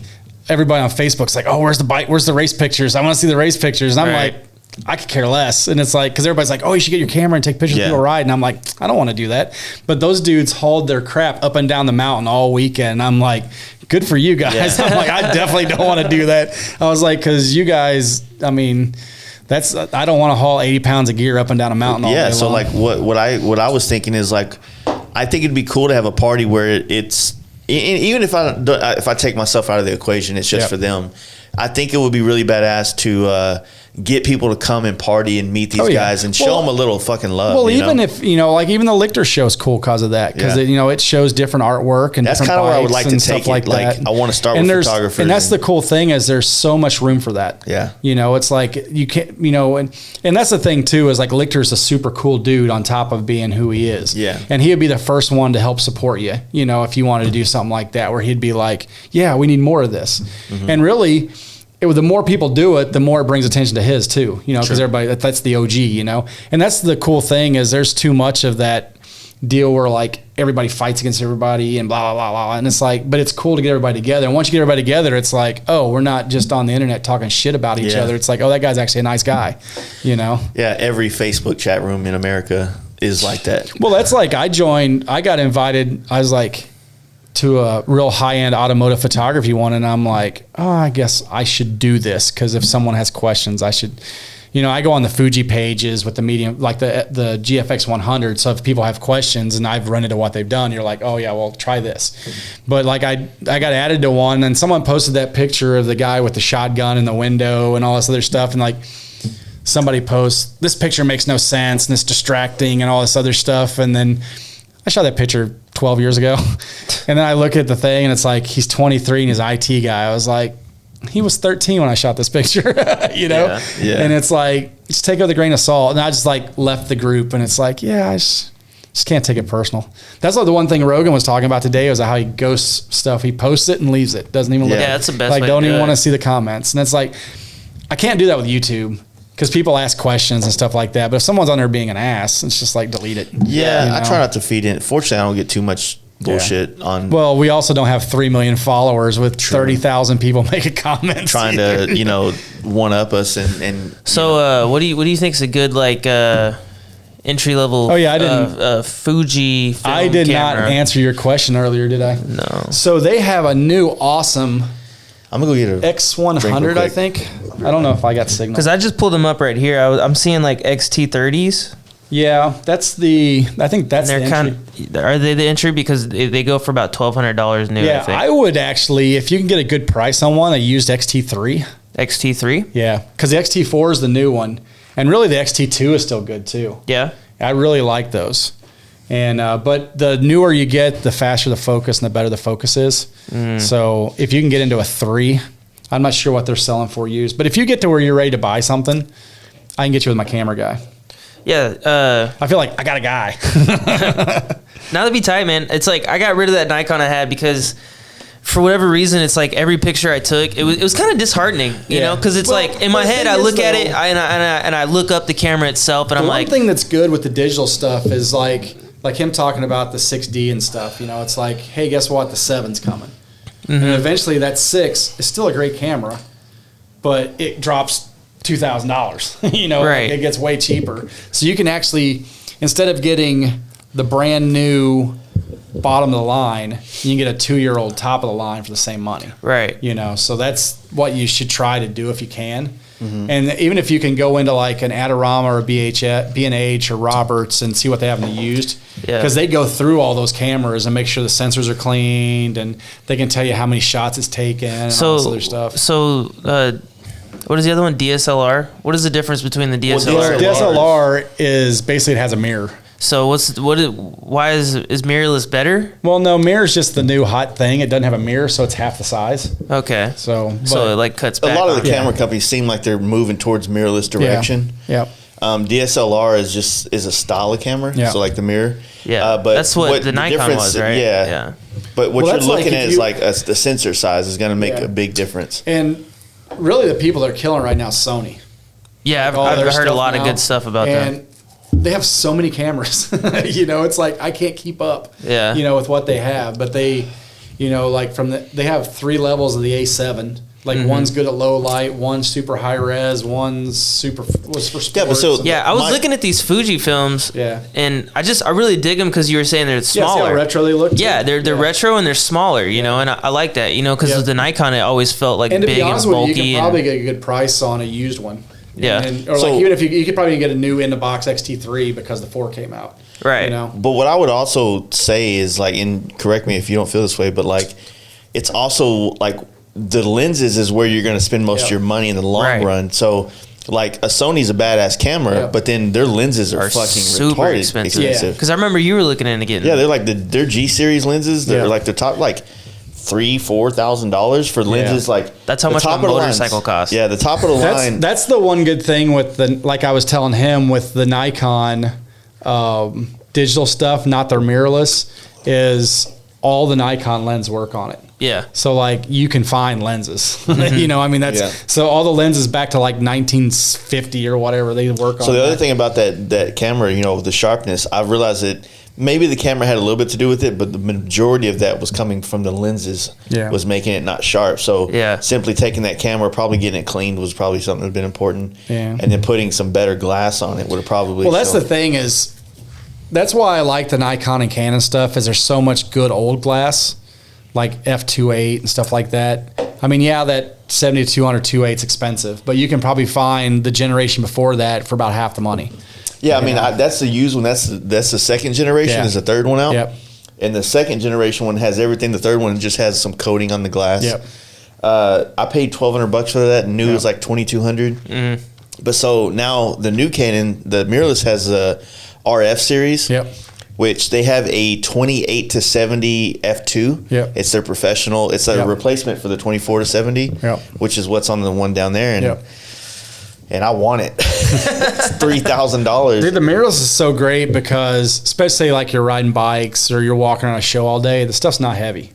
Yeah. You know, it's like it's half the weight of the old stuff. That's why I like the mirrorless. Yeah. Like my medium format's mirrorless, but it's like as tall as this water glass because it takes 2 batteries. Yeah. But if you put it next to one of the other medium format cameras of the same, it's like those cameras are like this big. Like it's ridiculous big. Because everybody looks at it and goes, oh, it's not that big. It's big when you put the 100-200 on it, but. Yeah.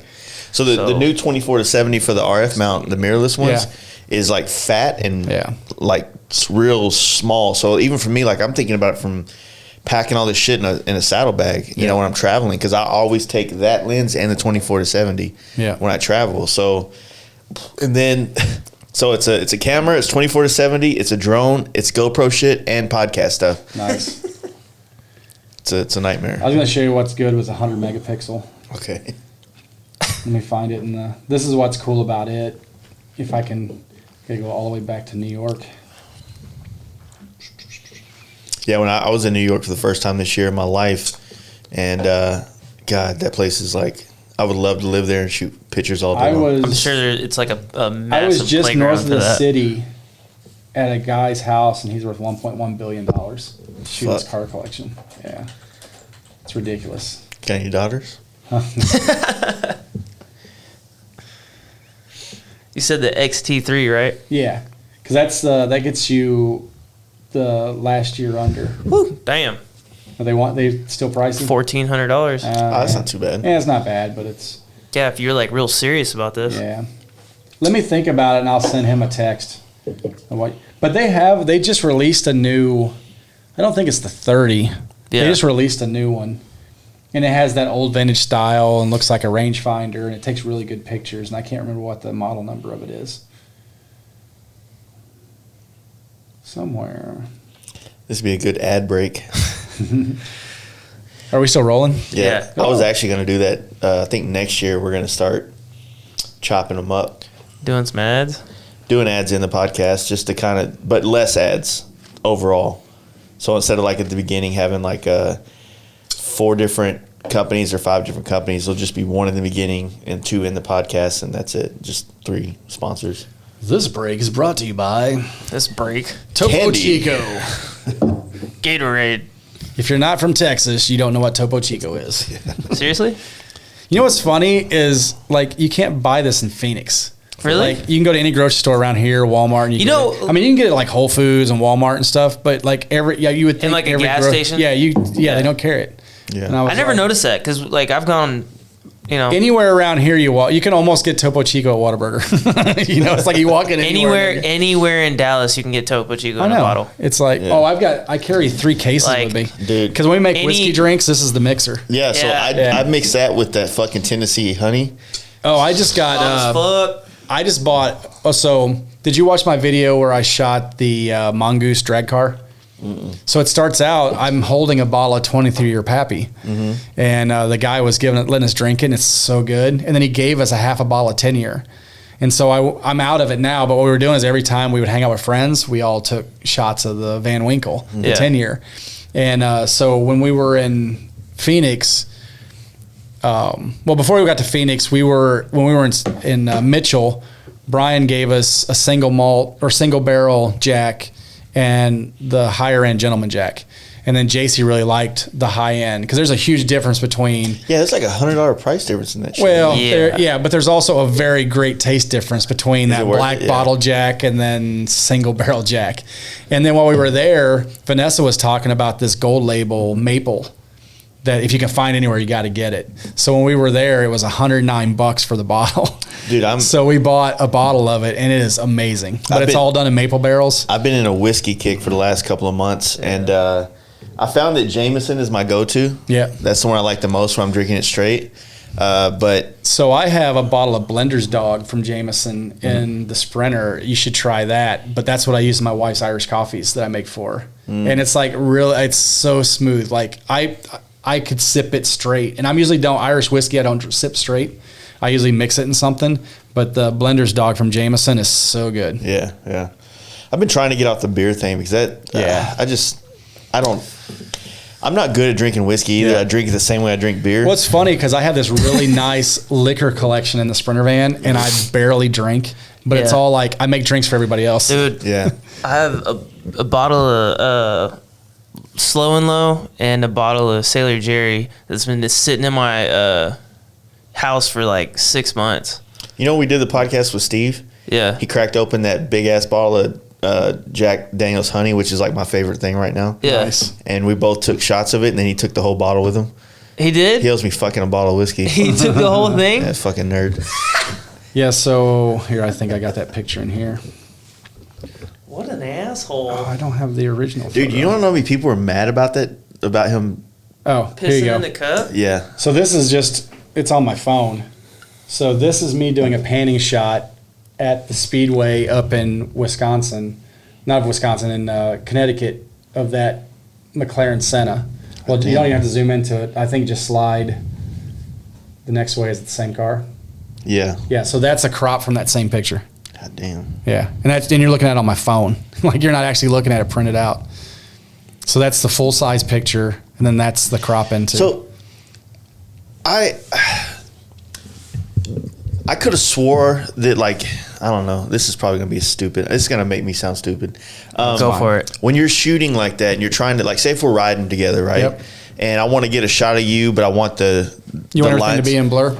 All right, but you in focus. You want the background blurred and me in focus. Mm-hmm. All right, so if we're riding together, it's all in shutter speed. Yeah. So I usually use a 60th of a second, but I hand hold a 60th pretty well. Yeah. And then my new camera is image stabilized, so it's pretty good. And it also depends on light. Yeah. Like if you're trying to do it at noon, you can't really shoot 60th of a second if you don't run like a polarizer or an ND filter or something.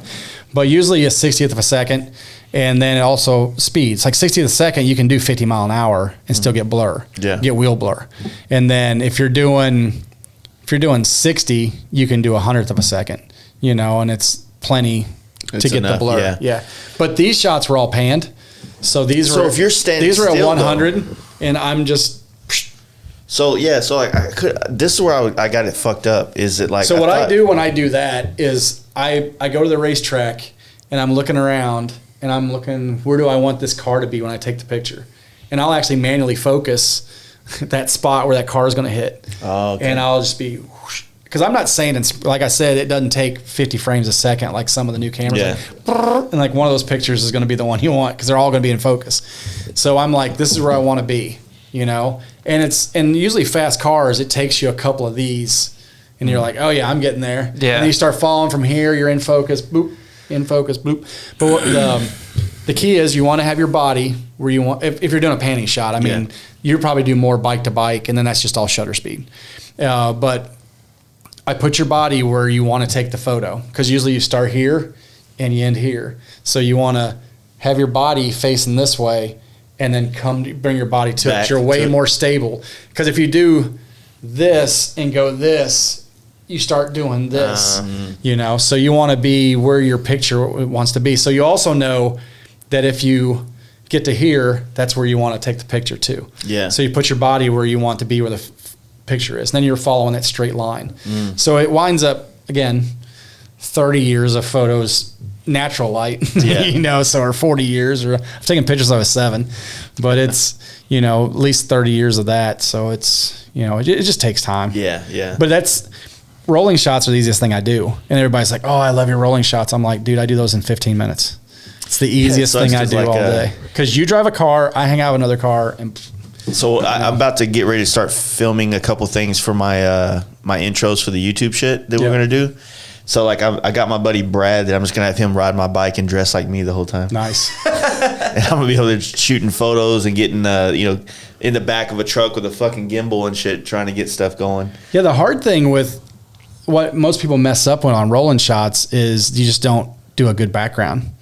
You know, because background is like every other photo. It makes a rolling shot. Like if you do a rolling shot out there, it's going to look amazing. Yeah, but if you're doing it like passing fucking buildings, telephone poles are the worst. Like you'll see a telephone pole coming out of somebody. You know, it's like but you'll look at them. It's one of those ones where like everything's perfect in the photo. If you just would have found a better location. I mean, a lot of times you're doing it riding to something. You're stuck with what you got. Yeah. But man, you could ride 20 miles south of here and be in nothing, you know, to do rolling shots, you know? Yeah, that's the thing. Yeah. All right, this time for real. Okay. All right. Hopefully I didn't say anything bad in the last 10 minutes. No, it was actually the most informative part, I think. This will be the least listened to because everybody's like, oh, all these nerds. Why do you guys just text each other about cameras? I hope you guys enjoyed that. I want to thank you all for another great year of this Fast Life podcast. That's probably going to be our last one for 2020. And man, it's been a crazy year, hasn't it? It's been a great year for me in a lot of different ways. The podcast has grown tremendously. It's definitely worldwide now, and it's growing. So that's kind of good. Spent a lot of this year working on photography, and a lot of this year also working on video, and hopefully trying to get into that space next year in 2021. We have a lot of podcasts lined up for next year. January alone is going to be packed with a lot of some familiar voices and some new ones that you haven't heard yet. It's going to be a great year next year, regardless of what the world looks like. As long as we're not zombies from the vaccine. We should be good. Man, I just, like I said, I wanted to kind of thank you guys for checking this out. And if you're new listening here, and I want to thank you for trying us out. We're not the most professional podcast on the market, but I think we're pretty real, bringing actual people from the industry and not, trying to church up things, just putting the real shit on the table and letting you guys decipher whether you like it or not, and that's kind of been the way we've been doing this podcast since day one. I don't plan on changing that. I do plan on bringing some different elements to the podcast next year. We're going to be doing some different things with ads.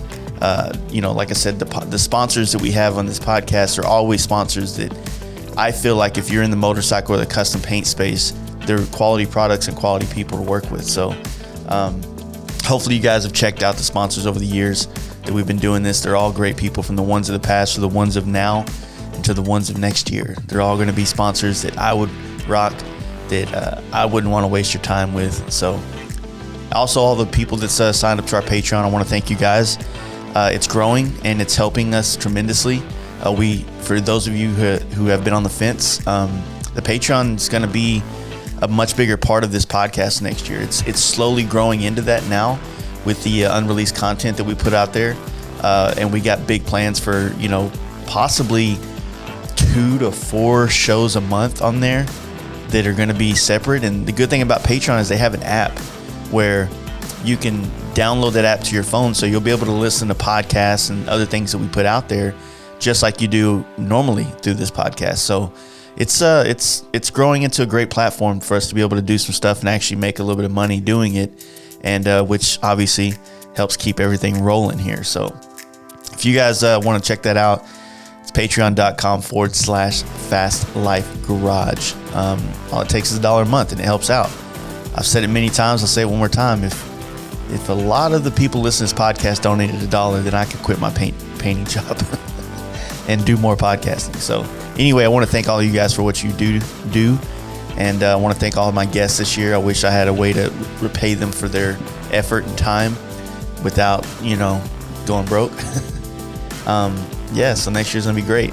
I hope you guys are going to stick with us and ride this wave with us. And, I'm just rambling now. So anyway, thank you. We'll see you guys next year. Have a great holiday, a great new year. We'll be doing our anniversary party. If you're in the DFW area or want to come out, just stay tuned to our Instagram page. We'll drop some details about that. And we'll see you next year. All right. Peace.